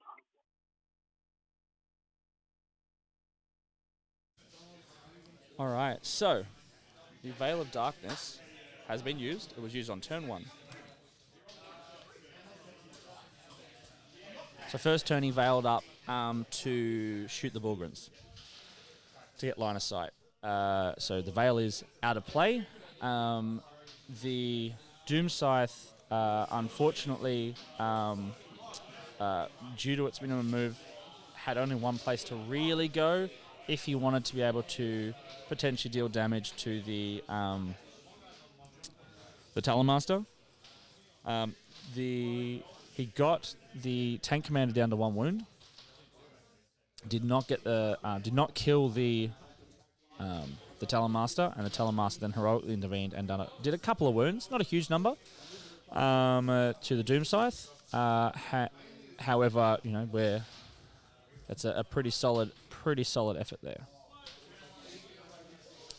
So I think this is probably going to swing back in Adam's favour quite heavily, because I would imagine that, as I said, both that Doom Scythe and Doomsday Arc will be gone by the end of Adam's turn 3, which is we've just gone into. Because between the Talonmaster and Samael, we should be quite comfortably killing that Doom Scythe, and with all of that plasma, we should be quite comfortably seeing that Doomsday Arc go down, which doesn't leave a huge amount left of Rob's army to deal with Adams. And for Rob to stay in the game, he has to keep those Tomb Blades over on the 2 objectives on the far right, which pretty much means Adam's army just has to fight the Immortals, and is able to probably pick up objectives 5, 2, and 6. So Eternal Wars should be relatively close to each other for the rest of the game. Whereas Adam can really focus fire on the Necrons, whereas the Necrons just a little bit out of position, I feel, to be able to fight back. But it's not game over. It is still Rob is still up on points.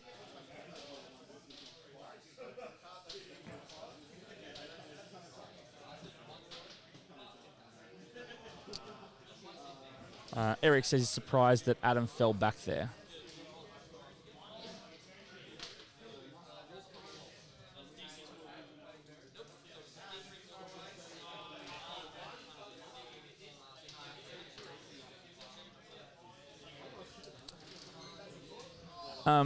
Fair point there, Ez, and I think maybe after the game that's a good reminder that if he had just left the Talonmaster in combat with that Doom Scythe, rather than falling back, then he would not have had to worry about the Overwatch risk.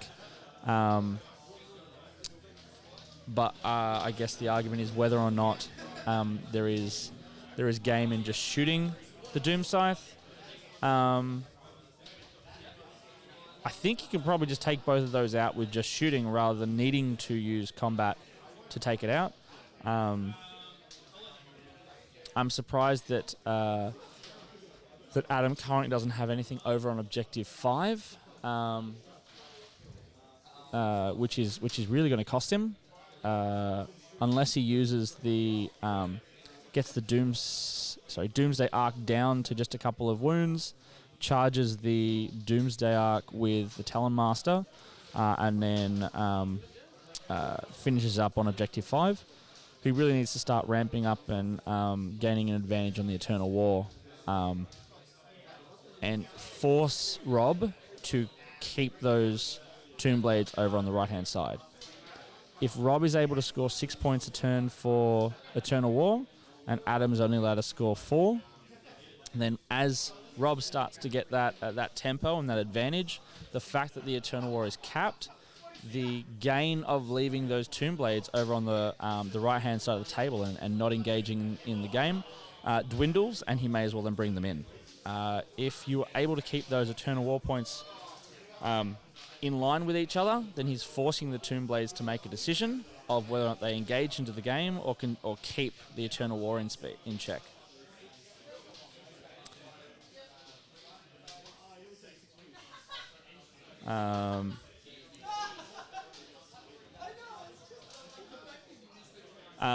Yes, so the speeder in the middle of the table is Samael. So yes,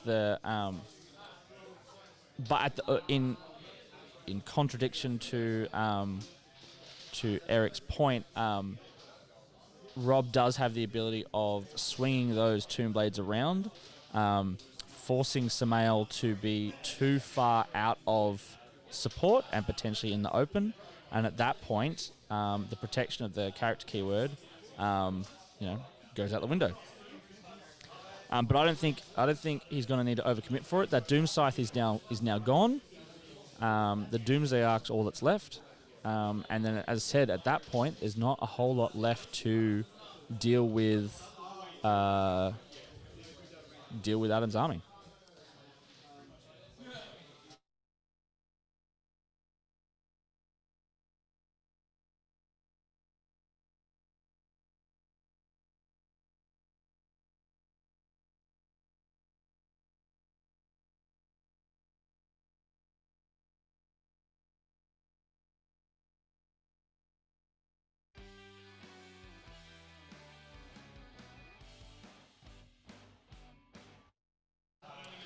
Thank you very much to LT424 for now following. A big round of applause.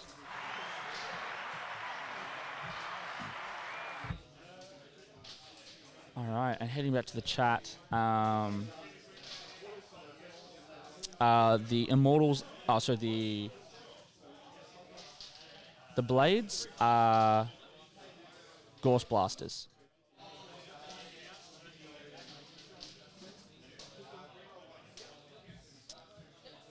Thank you very much, LT424. Which neck of the woods are you from? Are you from Down Under? Are you a little north of the border? And how did you find us? We're trying to be secret. No, we're not trying to be secret.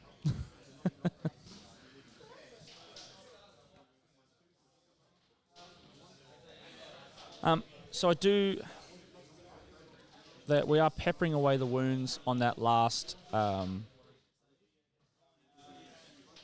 east coast of the US, but I do follow several Australian streamers as well. Awesome. Well, welcome. What time is it over there? It's like middle of the night over there. I think it's late.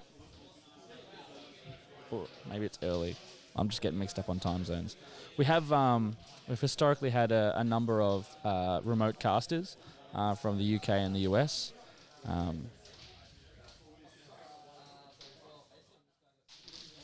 We showed up in the recommended channels. That's exciting. 8 p.m. there. Oh, well, good stream time. And there goes the Doomsday Ark. Oh, no. I need to get some explosion sound effects on these on this new board of ours. All right, so I think they're doing end of turn scoring. Whose idea was it to give me a soundboard? It was my idea. You're all welcome. You're all welcome. And but the new soundboard that has hopefully improved the audio quality a huge amount. Just has some extra features. For those in the game, it's called stingers for some reason. This soundboard has 8 custom stingers, or 8 stingers that are preset that you can customize. I opened it out of the box on Friday, plug and played, and ran with it. It was awesome. Are we gonna remote stream for Queensland Masters? We'll take the chat offline and work out whether or not or who's going to be involved. But we are always keen to help our northern brethren up in sunny Queensland. What is it? The sunny state? Isn't that what you have on your number plates on your car? For those outside of Australia, Queensland is the top right-hand corner of Australia. And we are in Victoria, which is definitely not sunny at the moment. I'm not sure how grey that looks. Let me just give you guys a little bit of a larger, we're at the House of War. As we get into summer, it gets quite hot up here. They've got some air conditioning and fans. And this is our upstairs area of House of War. This is probably just a third of the size of the venue. Downstairs is probably at least double the size.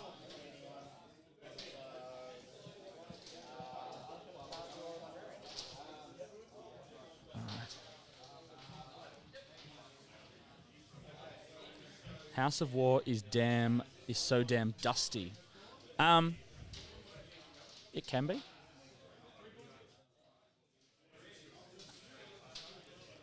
Let me just hold on. It's not that bad.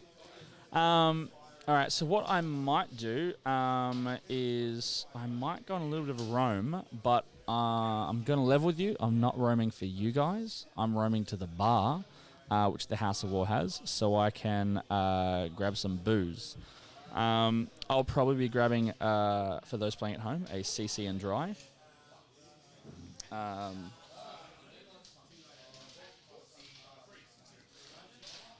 Let's hashtag out of War Australia. Fair call. All right, so I'm not sure how long the soundtrack lasts for, but we'll see how we go.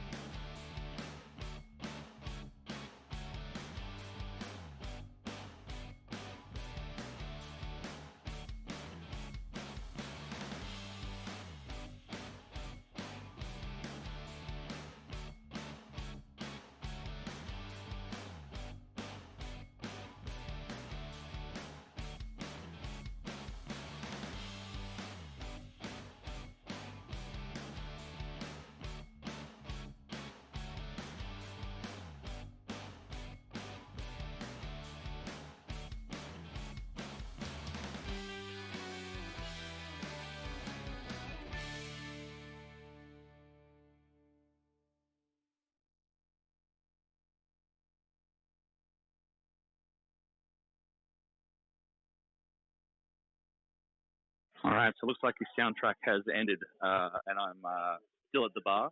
So rather than just have dead air, I thought I'd at least give you a little bit of a rundown. Although you might not be able to see, we'll see how the art of we'll see how this goes. The House of War has quite a large shop down the bottom with quite a number of ranges. Obviously, 40k one of them, but quite a few. And we are at the bar. Hey, my friend. CC and dry. You can just listen to me place an order. How are things going down here?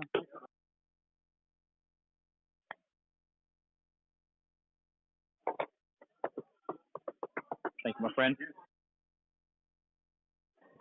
And we'll head on up backstairs. back upstairs, and we'll give you guys a bit of a rundown of how Lee Abbey versus Jeremy Marigold Martino is playing.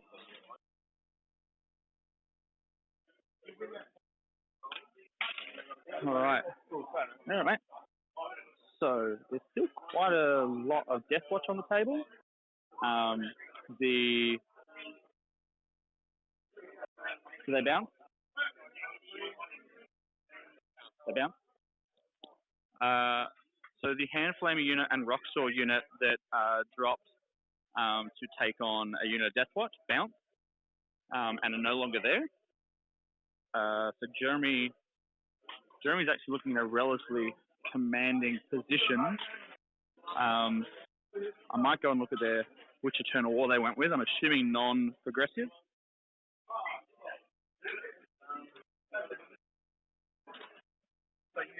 Which is definitely in favour of Jeremy at that point. Lee would have just been frothing at the bit if he could have got the progressive Eternal War.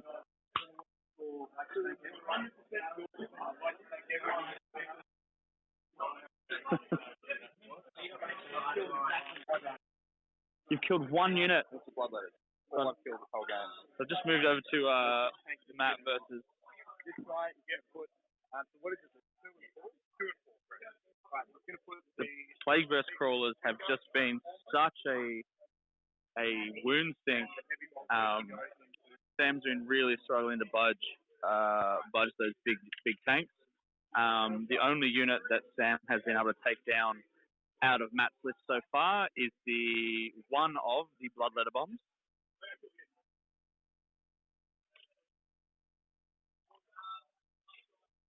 And just walking just back to Lee and Jeremy's table. They went with Strategic Gamble for the Maelstrom of War, and then the Beachhead. Oh, they did go with Beachhead. You going with Progressive Scoring. All right, I was wrong. Jeremy let the Progressive Scoring go, which has allowed Lee to take up a larger board presence and deal and keep up some of those points. So head back to the actual stream table.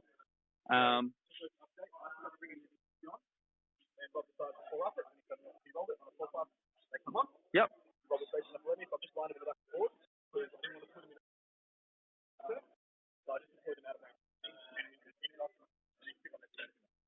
Okay, so the Rob was an absolute gentleman because we are in turn 4 now, aren't we? Was that a unit that was in outflank to the Talon? So Adam has forgotten to bring a 10-man squad of infantry off the table and gave Rob the option of saying, look, I've forgotten. I left them off. I can either put them on in a fairly irrelevant position, if you will. So he's put them out in the open, so they're in a position where they can be dealt with. Or we can say they're dead because I've forgotten to bring them on. And Rob 4-upped it to take the blame away from it. So if he had said, yes, they're gone, it's the dice's fault. If I was you, I would have said, fuck him. Fuck him.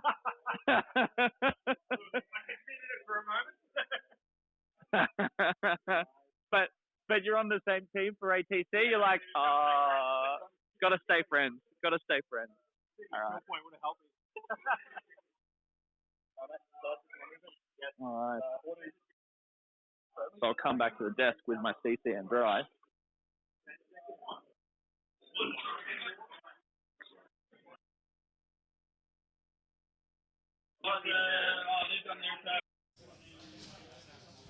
All right, so hopefully that came across all right.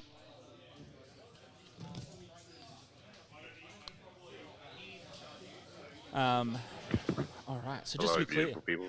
Oh, Mr. McGowan has... player 2 has entered the game.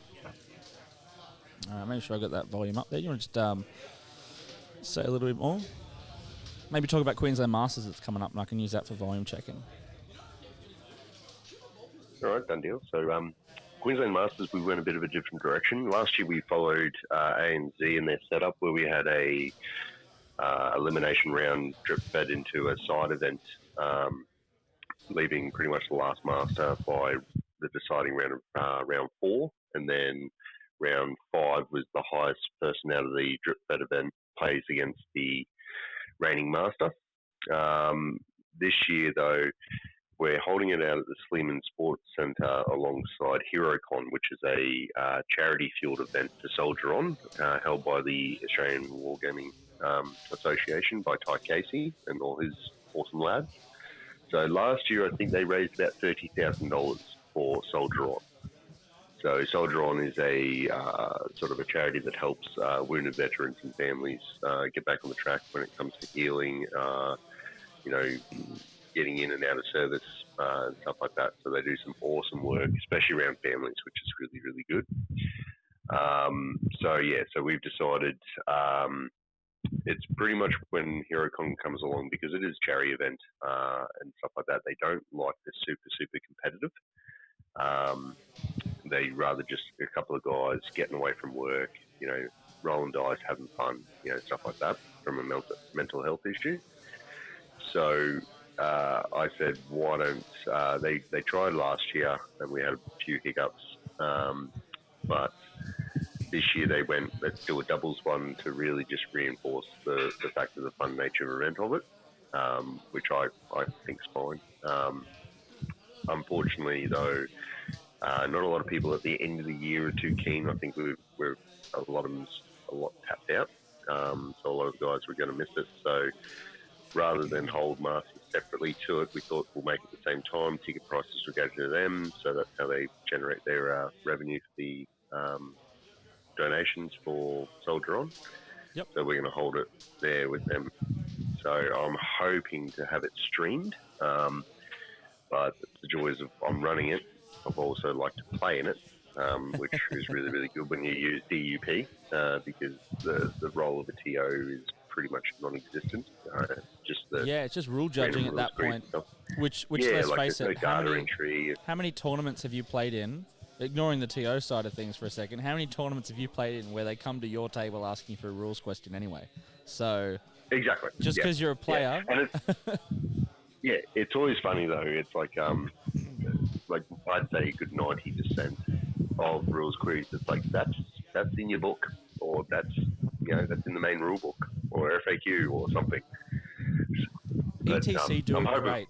ETC do it great. So if you go to the European Team Championships and you ask a rule, and when the judge comes over, if you don't have your book open ready to rumble, and if you ask a legitimate stupid question that was just answered, like that was just in your book, you've got one or two options. They will either penalise you, or you have to buy the judge a beer.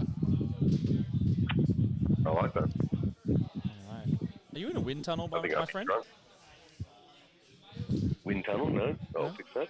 There you go. Yes. So back to. I'm in Queensland with a fan on me, but yes. So back to the stream table. So at the moment, you'll notice that the Tomb Blades have gone out of their straight line that were on the right hand side. Let me just bring that up. So they were previously pretty much in a straight line going back. They've kind of to more like V shape to try and at least get some, I'm assuming some range, or maybe even just some threat range on some things. Rob is in a pretty tough position now. He's lost pretty much all of his punch. He's lost all 3 Doomsize, all 3 Doomsday Arcs. The only real unit left that's got legs to put out some serious damage are the Tomb Blades on that right hand side, which if he was to... And you got both speeders. Yeah, so at the moment, and they've got no line of sight because that L-shaped ruin on the 2 speeders. So if he brings those Tomb Blades into the game, they're not going to... I don't think, and I could be wrong, I don't have the tape measure in front of me, obviously, but I don't think he's going to be able to get those Tomb Blades into a position this turn to deal with the speeders. And to get as far as he has to, so he can do it the next turn, he's in charge range of the speeders. So he's in charge range of the speeders now. So I think where those speeders are, is like those speeders are going to come down. Probably going to shoot whatever's on objective 3 and then charge the Tomb Blades just so you can't remove casualties to lengthen the charge. So there was a question of why couldn't he have just switched the objectives they were on. I'm not 100% certain exactly what Paddlepop's referring to there. He might still be thinking about the Veil. So I think Paddles is suggesting that instead of sitting on objectives 4 and the one in the bottom, why he didn't try and push up for objectives 5 and 4. I think, well, once again, to do it, to get that far up, he probably would have had to have advanced, which just would have been eaten by the speeders. He's actually, as Josh points out, it's where he is probably a little too dangerous. Now that he's moved them down. He's moved them back. Now that Rob's lost his main punch from the Doom Scythes and Doomsday Arcs, if Adam was to bring both speeders around to the right-hand side and deal with these Tomb Blades, the rest of the Immortals have no counter attack left. So and as we can see, Rob's actually starting to push back rather than forward, and he's conceding table space. It's hard to see potentially because it's only one model and he's kind of hiding. There is, on objective 6 on the left-hand side, there is one infiltrator on one wound left, completely out of line of sight of Rob's army, hiding, sitting on an objective. And that guy is scoring Adam 2 points every turn from the progressive Eternal War. Adam's scoring 2 points a turn for the objective that he's currently sitting on in his home base. And I'm not 100% certain the exact measurements, but the objective up the top, which has a astropath on it at the moment, as well as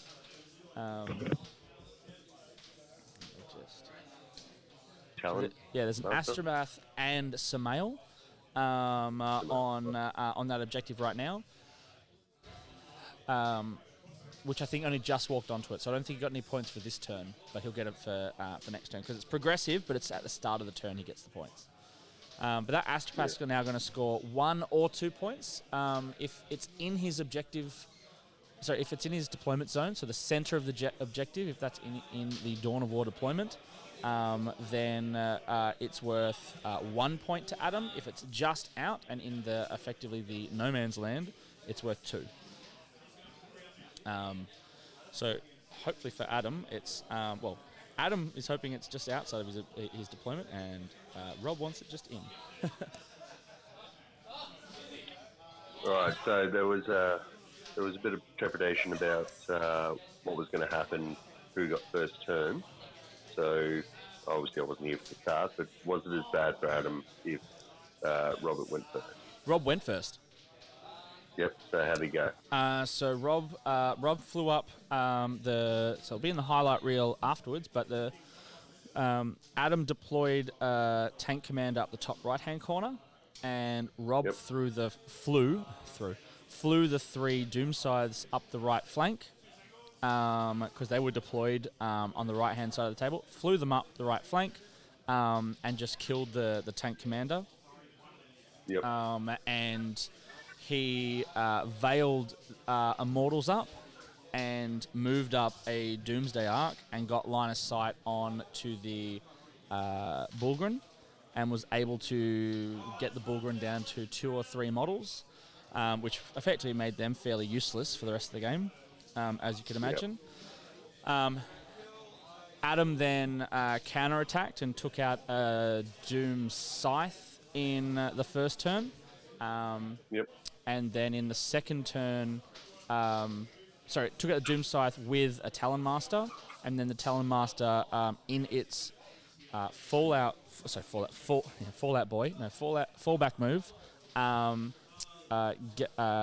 did an advance, and so had a 4-up invuln due to the Ravenwing special shit, and then took a whole bunch of punishment from the Doomsday Arcs and Doom Scythes and just passed his 4-up invulns.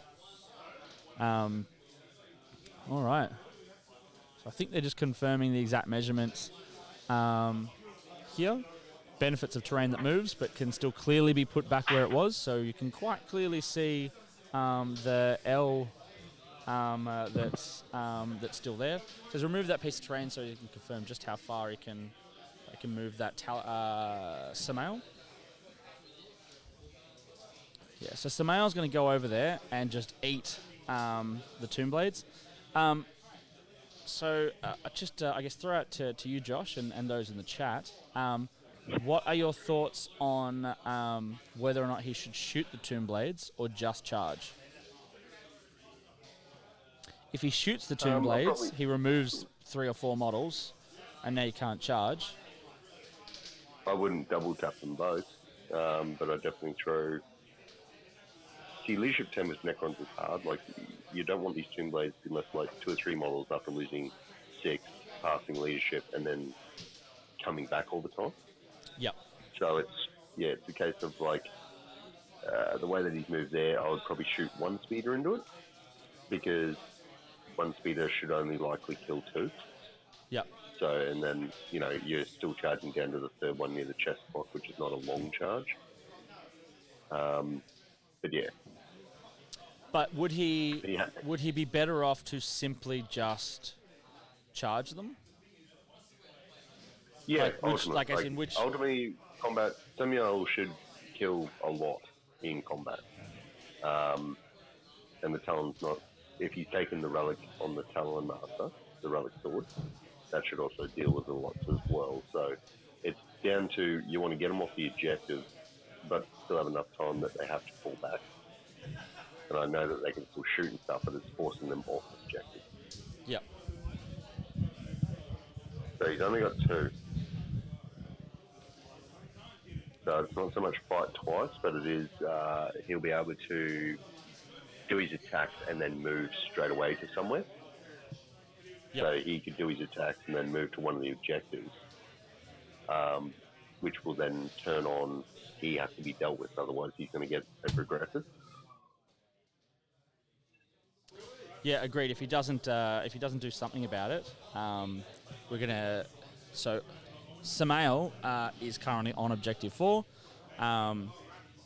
It would have been nice if Adam could have managed to get both speeders onto objective 4, but the Talon Master was just too far to go. Essentially, you need... It comes down to how big of a charge you want, because by the time that one of them hits, you could potentially take... Like, for me, if I had Samuel's objective 4, it's like I would be taking the one off objective 4, so when he does his... He'd be faced with the decision of coming off of his objective to get his attacks with these 2 speeders, which is going to stuff up his, Eternal War score. Yep. So it's the case of you want him roughly where, the bottom chest clock one is. You go 1, 2, 3, 4 down the bottom on the corner of the building. That's where I'd like his speeders to sit, ultimately. Because you go, you're nowhere near the objectives, and I can just fall back off onto any ones I want and start that clock again. Yep. Because you can essentially take him out of combat with the spacing. By the time one speeder hits and say Samuel guts 4 of them, it's like, okay, these 4, and then there's nothing within 6 inches of the other speeders, so he's not attacking it because he can't consolidate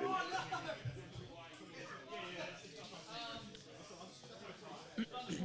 Okay, so just heading to the chat. Paddle says has to kill them right now.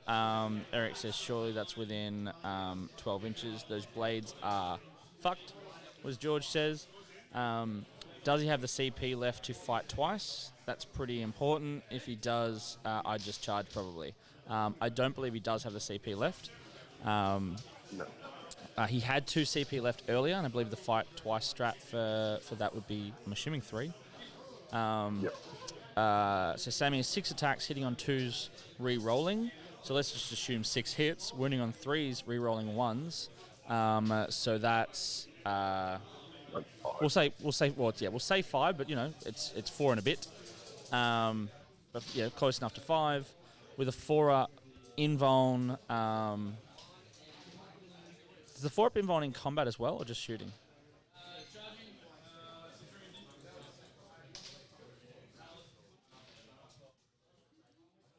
Does anyone in If the they got chat shield know? veins, it's usually a 5-up. Yeah, it's 5-up. Yep.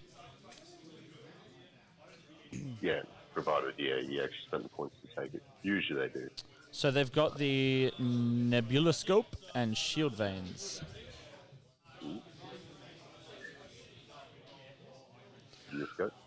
As you know, one of the comments is morale could become a thing. While technically yes, at leadership 10 they have to lose quite a few for it to be relevant. I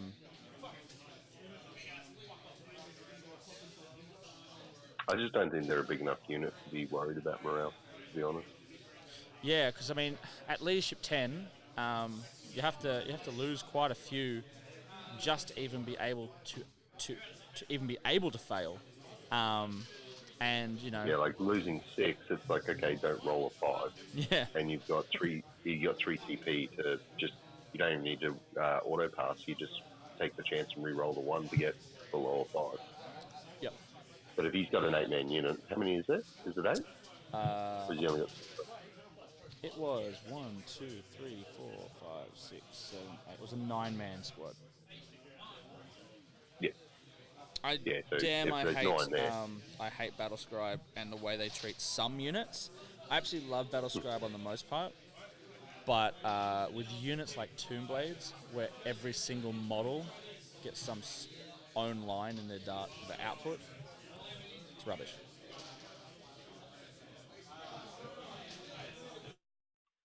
It's funny though, it's like with these guys, it's like they are a shooting unit. Like you can go into combat with them, but primarily you don't go up against high movement assault speeders every day. So it does make it a bit hard. Because usually these Tombblades just zip around the board and normally nuke anything.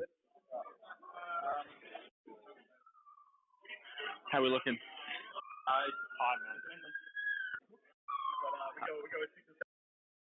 So Adam believes that if the game was to end on turn 5, he's cooked. But if it goes to turn 6 or 7, his comments were, who knows? But if it goes to turn 7, I think it swings heavily back to Adam's favour. And I'm just having a look at their progressive score sheet. I'm going to update that.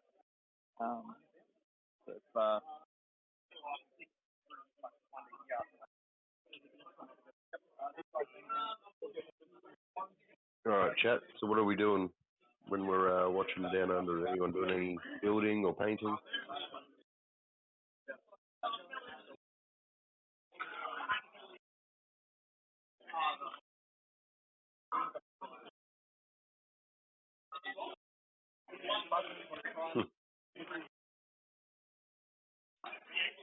Hopefully hard boiled.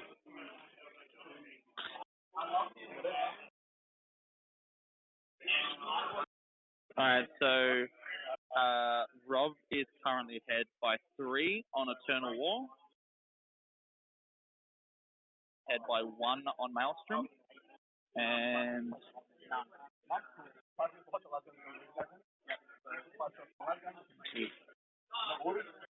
Adam is ahead by, I believe, 3 on kill points. So Adam should be ahead by 1 at the moment.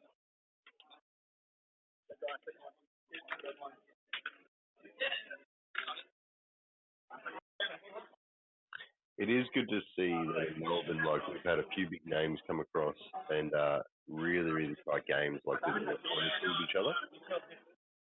So to be gaming at this higher table and they're holding each other down to only one person, 11-9, and we had a 12-8, I think. So.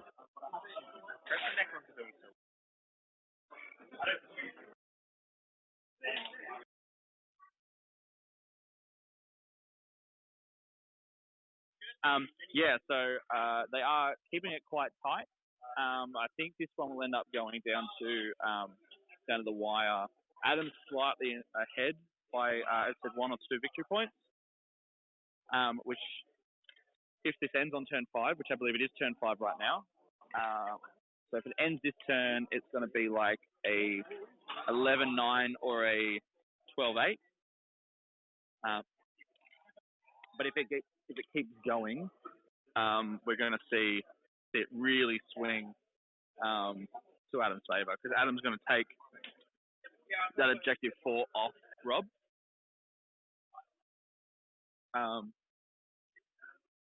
He's going to take objective 4 off Rob. So if it goes another turn, Adam's going to get all the points from objectives 6, 2, 5, and 4. And they're just measuring the charges. So the male, I believe, needed a 4-inch charge, and the other one needed a 6-inch charge. 5 and 6. It's a 5-inch charge, whereas the Talon Master needs a 6-inch charge. So Adam has just confirmed he is not going to do any further shooting against that unit. Hey, Div, can you just confirm, is it turn 4 or turn 5? I'll confirm. Turn 5. Right. So this is the last activation potentially. Yeah. So as I said, if this ends, then Adam should, in theory, win by 2-ish points.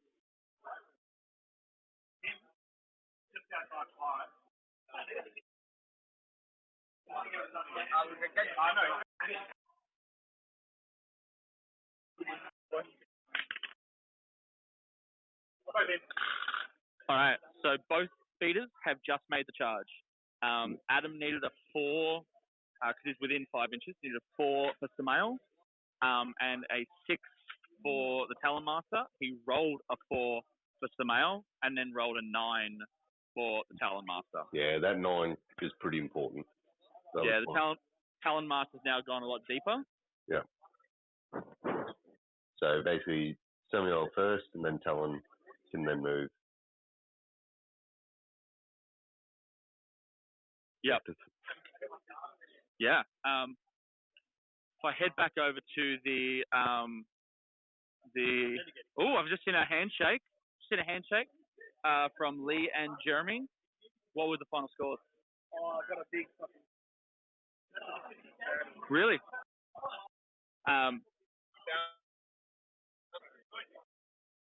So, see if one of them wants to come and have a chat once they've had a bit of a break. If either of you want to have a chat at some point, come on over. So Eric will be happy. Hashtag Art of War Australia. Jeremy just got a big win. Matt Morrisoli just got a win, which means technically his only loss is to Art of War Australia. By 1 point. He's upset about dice, apparently. He's not upset. He's just joking. Wow. So, coming back to the stream, the male took out 4 Tomb Blades. Master had just...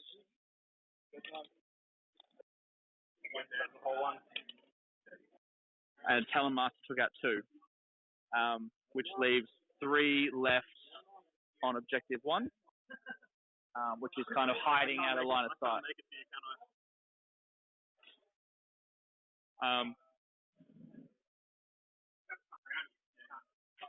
So they're just confirming their pile in. So because the Talon Master is a vehicle, is a land speeder, and he can't end in a wall, and his base is so big, to stay engaged with those Tomb Blades, he can't stay engaged with those Tomb Blades. He can't get around the wall to get within an inch. So those Tomb Blades, assuming they pass their leadership check, are currently not locked in combat, if that's overly relevant. But yeah, managed to kill quite a few. Yeah. So it comes down to, because this is the last activation anyway, the points for the Tomb Blades were already scored, so it doesn't affect the score so much. It's only if the game goes on, where the Tomb Blades might be able to answer something where they get a point, but at the same token, because of that charge, Adam's getting a point. So he's getting objective 4, whereas the Tomb Blades are holding 1 objective instead of 2. So still relevant to do. It went to turn 6. So turn 6 has happened. Rob's now drawing his cards. So it's fair to say that Rob probably doesn't have enough to really budge Samael. He also can't go really to objective 4 to try and take it off Samael, because Samael can then just heroically intervene. So I think Rob is going to have to move those. If Rob doesn't move those speeders back, not speeders. Let me just bring up the overlay for a second. Yeah. The Tomb Blades.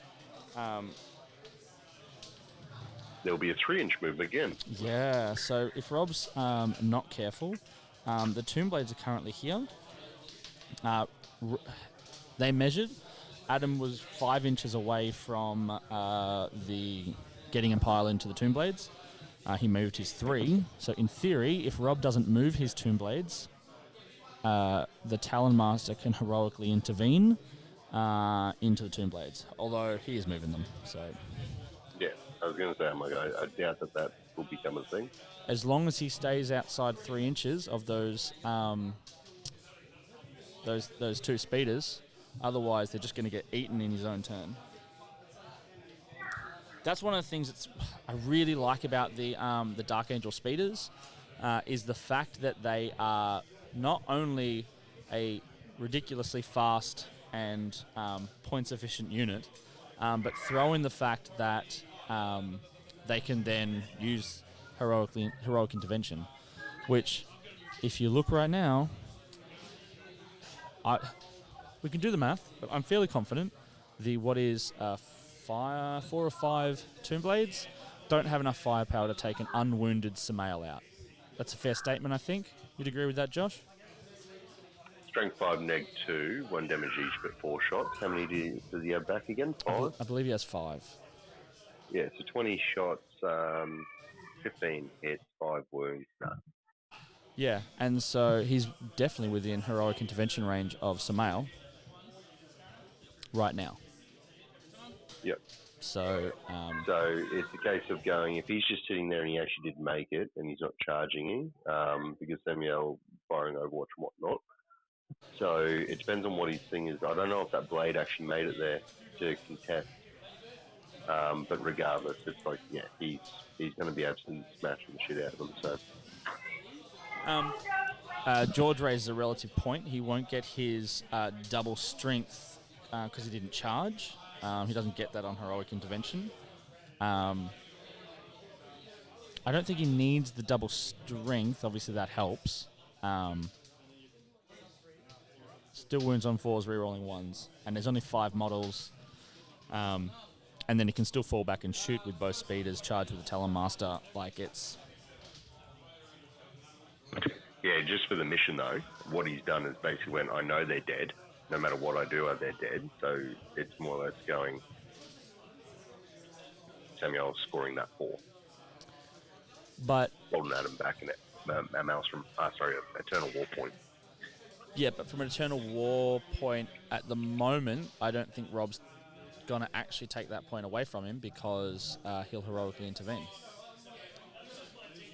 Yeah, but that forces him to react and get more models onto the 4 over the top.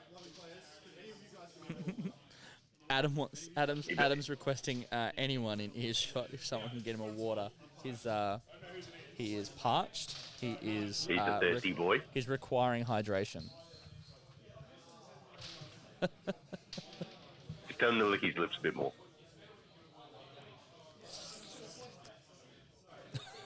Yeah, so the goal is...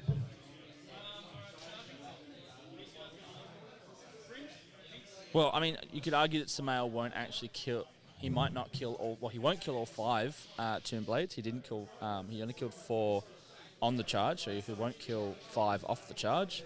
And that will give the Tomb Blades the option to shoot Samael. Samael heroically intervenes. He then piles in and then potentially gets 2 models onto Objective 4, taking Objective 4 away. Sure, you could say that. Yeah, that's an option. That's about it. It's more or less just going, like, Robert being good, where he's just like units equal points in Eternal War. So he's just trading a unit for the sake of making sure Adam doesn't have it. Yeah, the so Talon Master? Well, the Talon Master only had 2 wounds left. So Rob has flown those Tomb Blades over, shot them at the Talon Master. He will get heroically intervened. Samael will kill off the charge. Let's be conservative. Let's say he kills 2, which will be the back 2. Rob will pile in and get a second, at least 2 Tomb Blades onto Objective 4, meaning that costing Adam effectively 2 points. But then, does the hit and run ability, if you will, is that only when he charges? Like, when does that? When can that trigger? No CP left, so it won't be happening at all. Fair point. But I'm pretty sure you can elect to do it on either the charge or normal, but it's basically before blows, like you fight, and then you activate it. Then you can get out.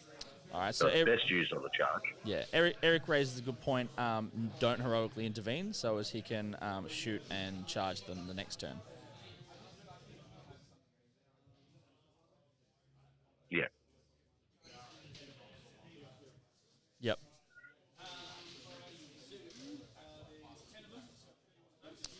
How many would he need to be? How many would he need to be able to kill for it to be worth it? It's probably just not worth it. Well, how many wounds? How many would he do on Overwatch? Is it worth the Tomb Blades charging Samael?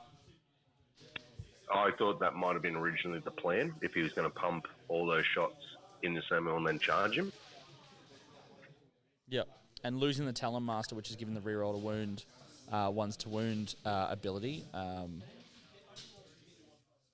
That just means he's hitting on 2s with rerolls, wounding on 4s, no rerolls. 6 hits, wounding 3. That's not enough. Because then he's got the... Yeah, I'd probably charge It's essentially, it's pretty much at the point where it doesn't really matter because we're not netting points.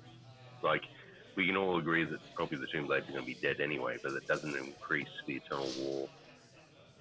Yeah, unless he draws a card, killing a unit or kill a unit with fly or something like that, or hold Objective 4, it doesn't actually matter. Yeah, possibly.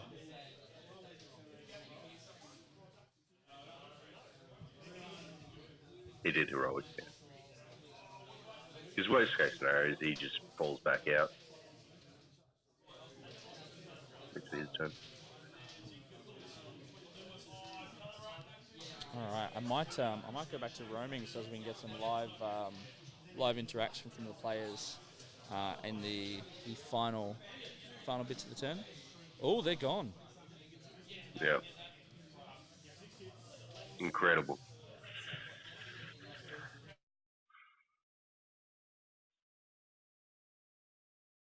Who needs plans when you can just roll dice? Yeah. How did he kill all of them? Lucky as fuck.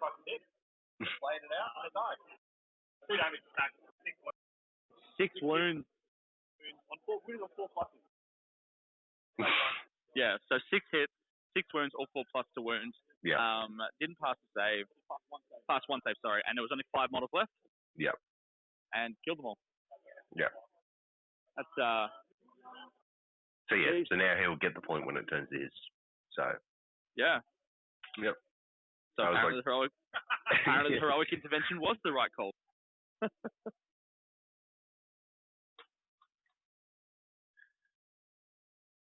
Priority orders. All right. It's just drawn priority orders.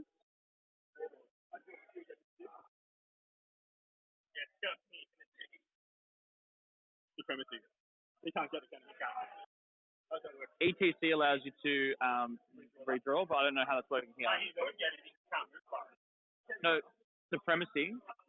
Senior babies, how does this work? Oh, I can already. For those in the chat that remember ETC ruling, he's just drawn supremacy on priority orders. he gets to discard and draw again. So for those playing at home, the tank commander in the top left-hand corner of the table, with 1 wound left, so less movement, drew priority orders, secure objective 1, which is all the way in the bottom right-hand corner of the table. That tank ain't getting there in 1 turn. Ouch. That was a pretty swingy turn.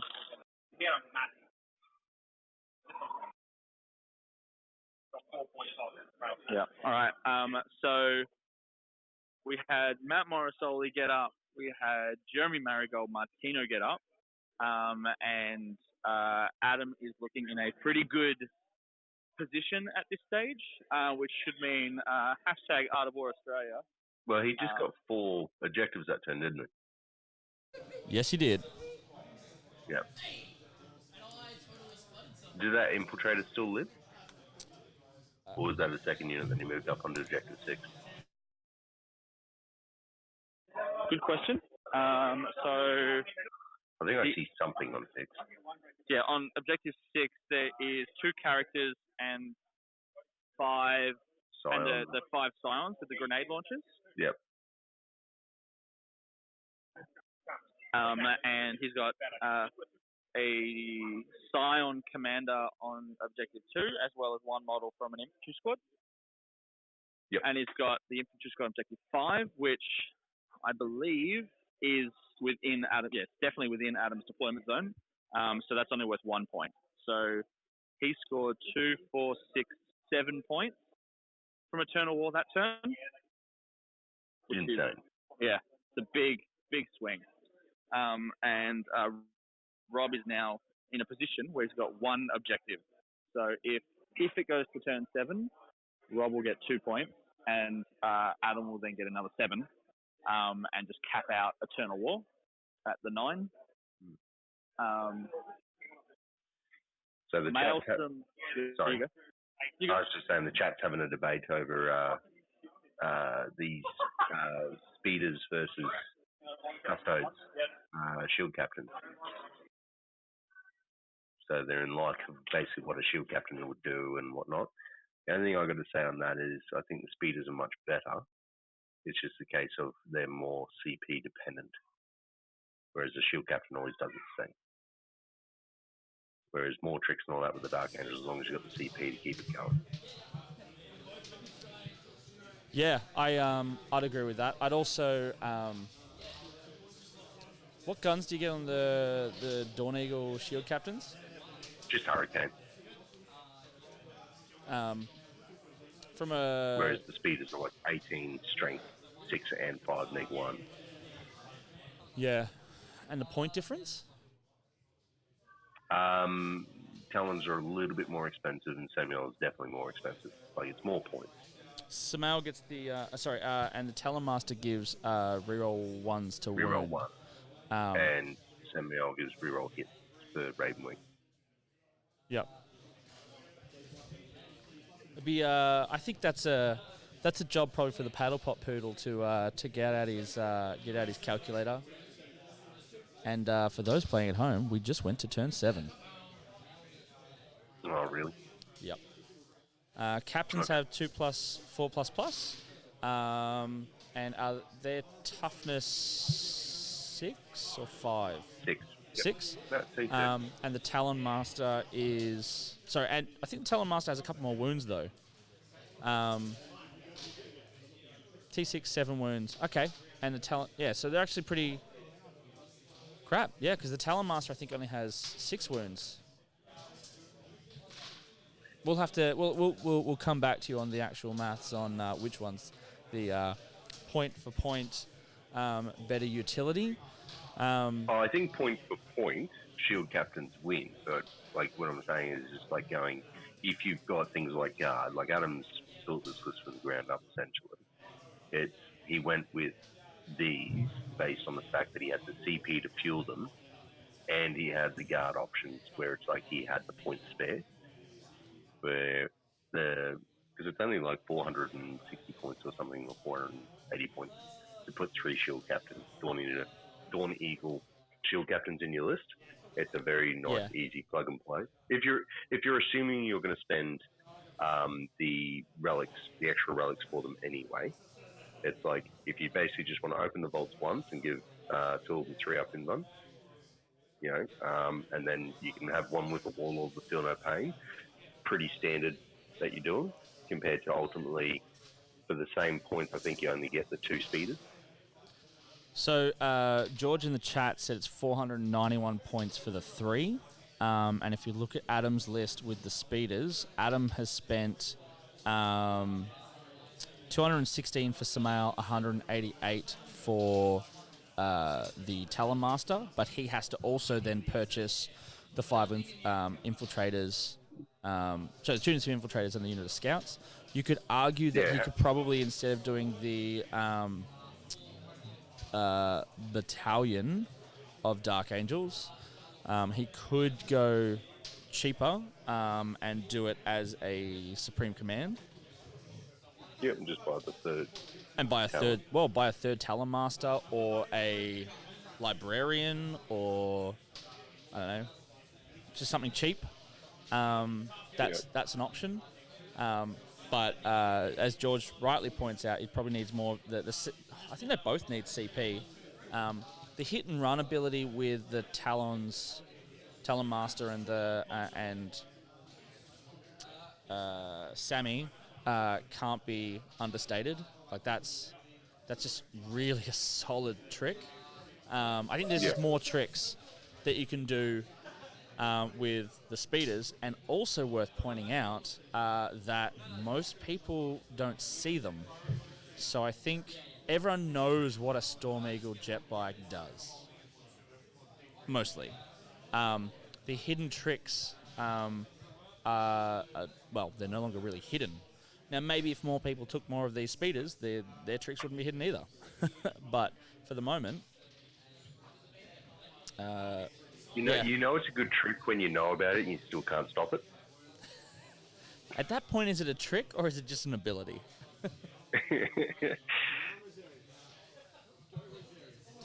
The other thing... Now, did Adam get his water, more importantly? He did. Is he hydrated? He is hydrated.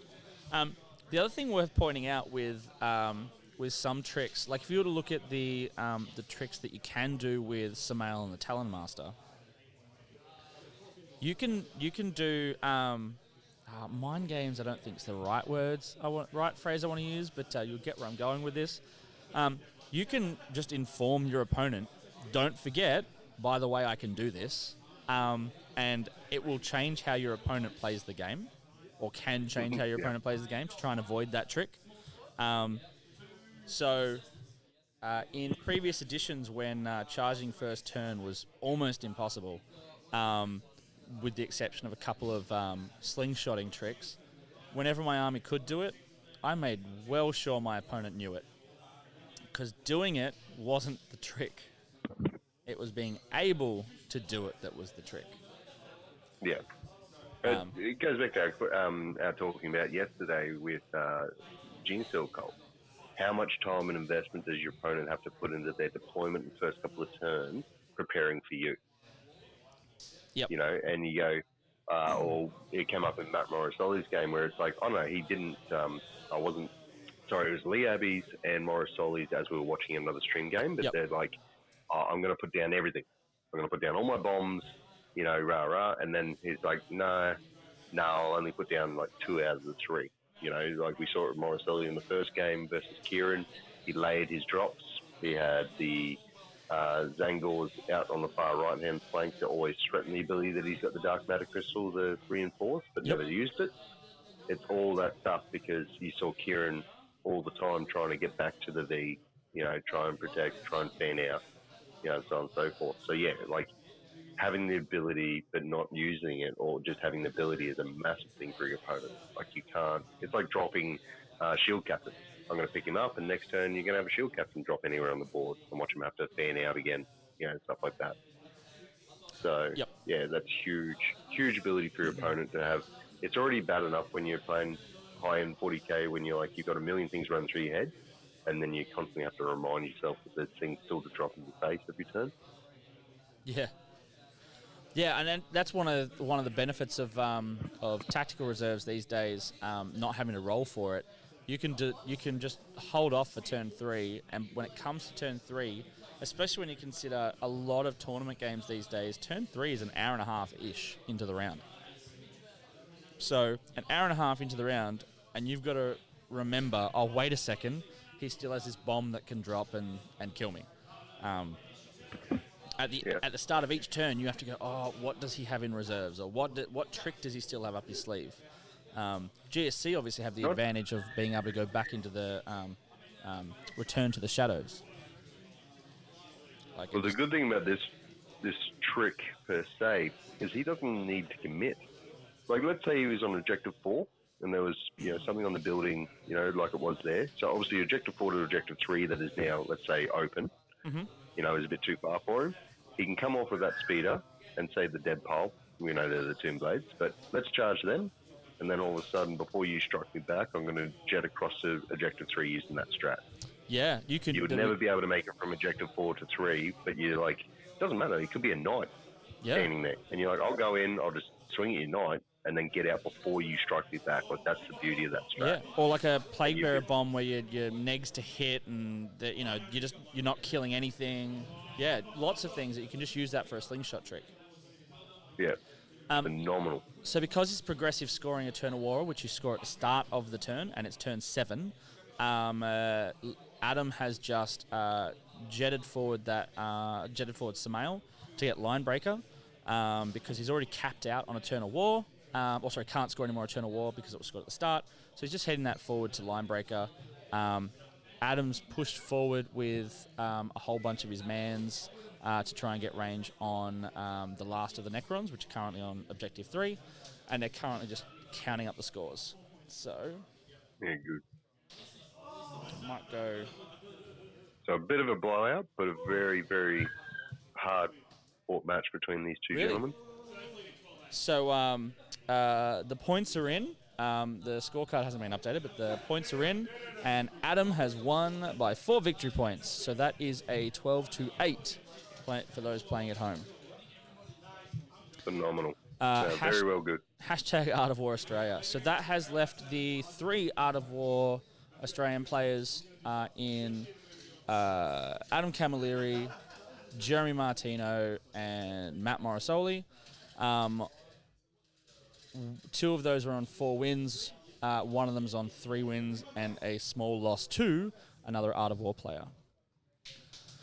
So what I might do is see if I can get the 2 of the players to potentially talk through their game.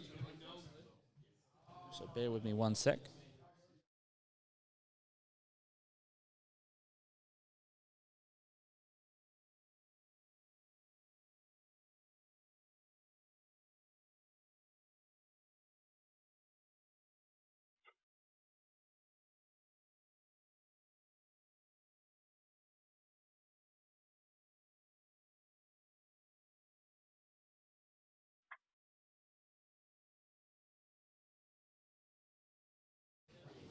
Oh my god.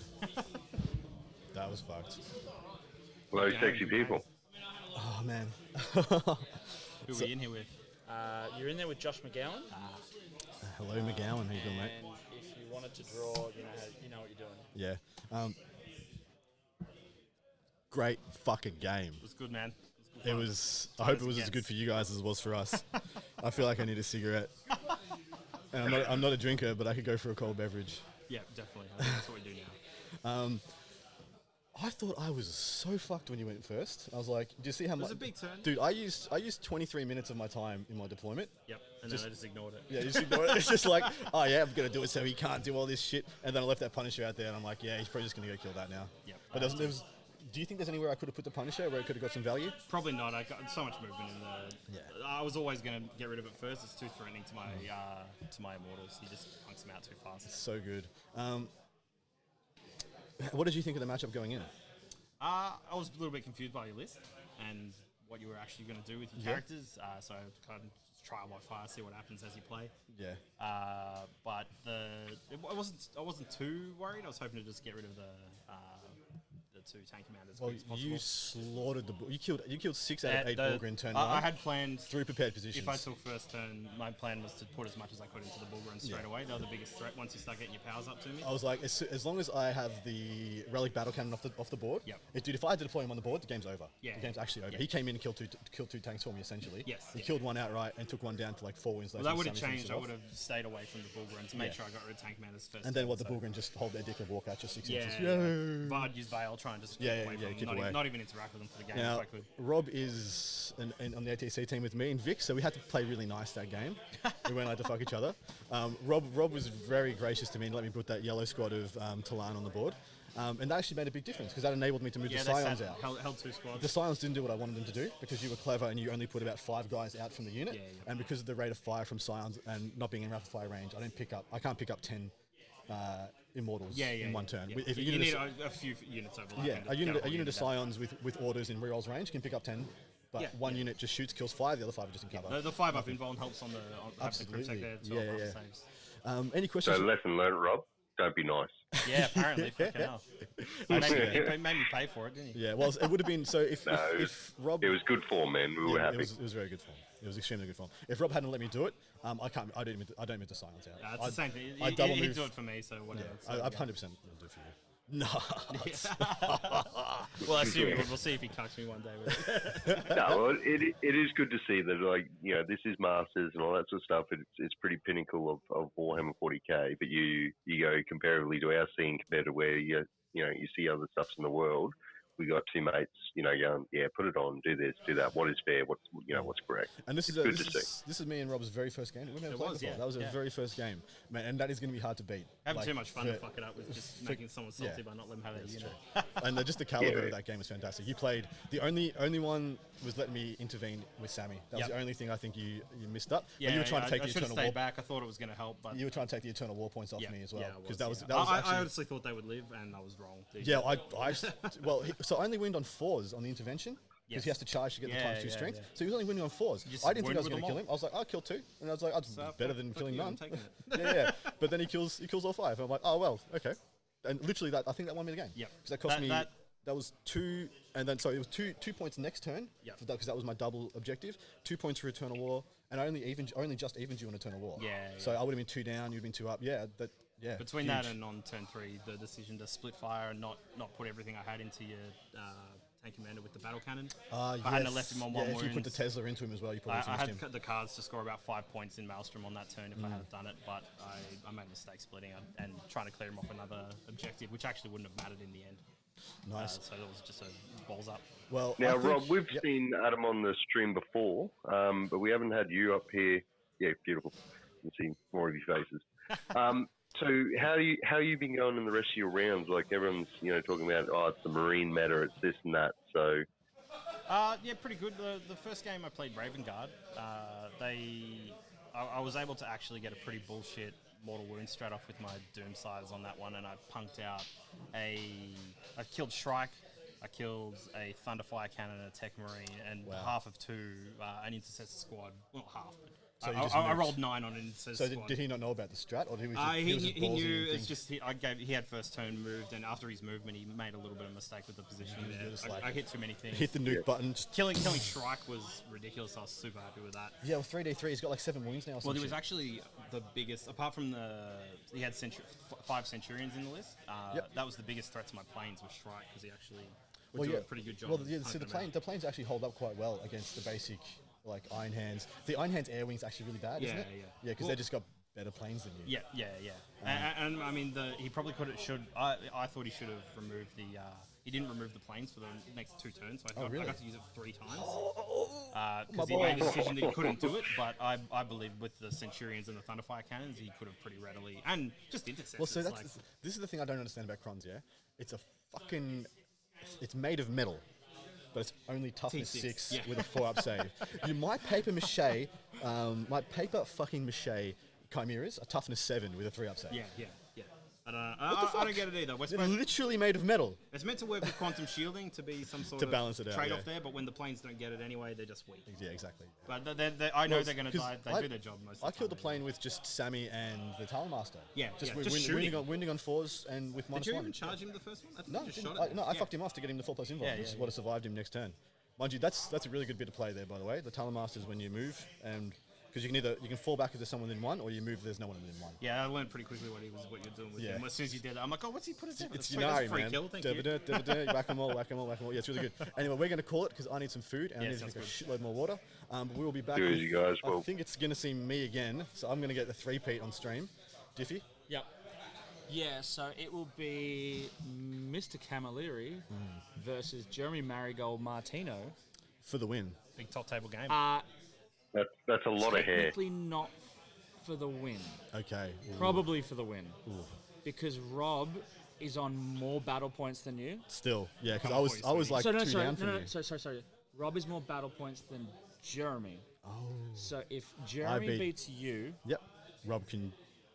Rob can jump on battle points. But it's round points first, and Jez Jeremy is has undefeated. points. Yeah, You're not doing it ETC style? No, Jez is undefeated. No, that's it.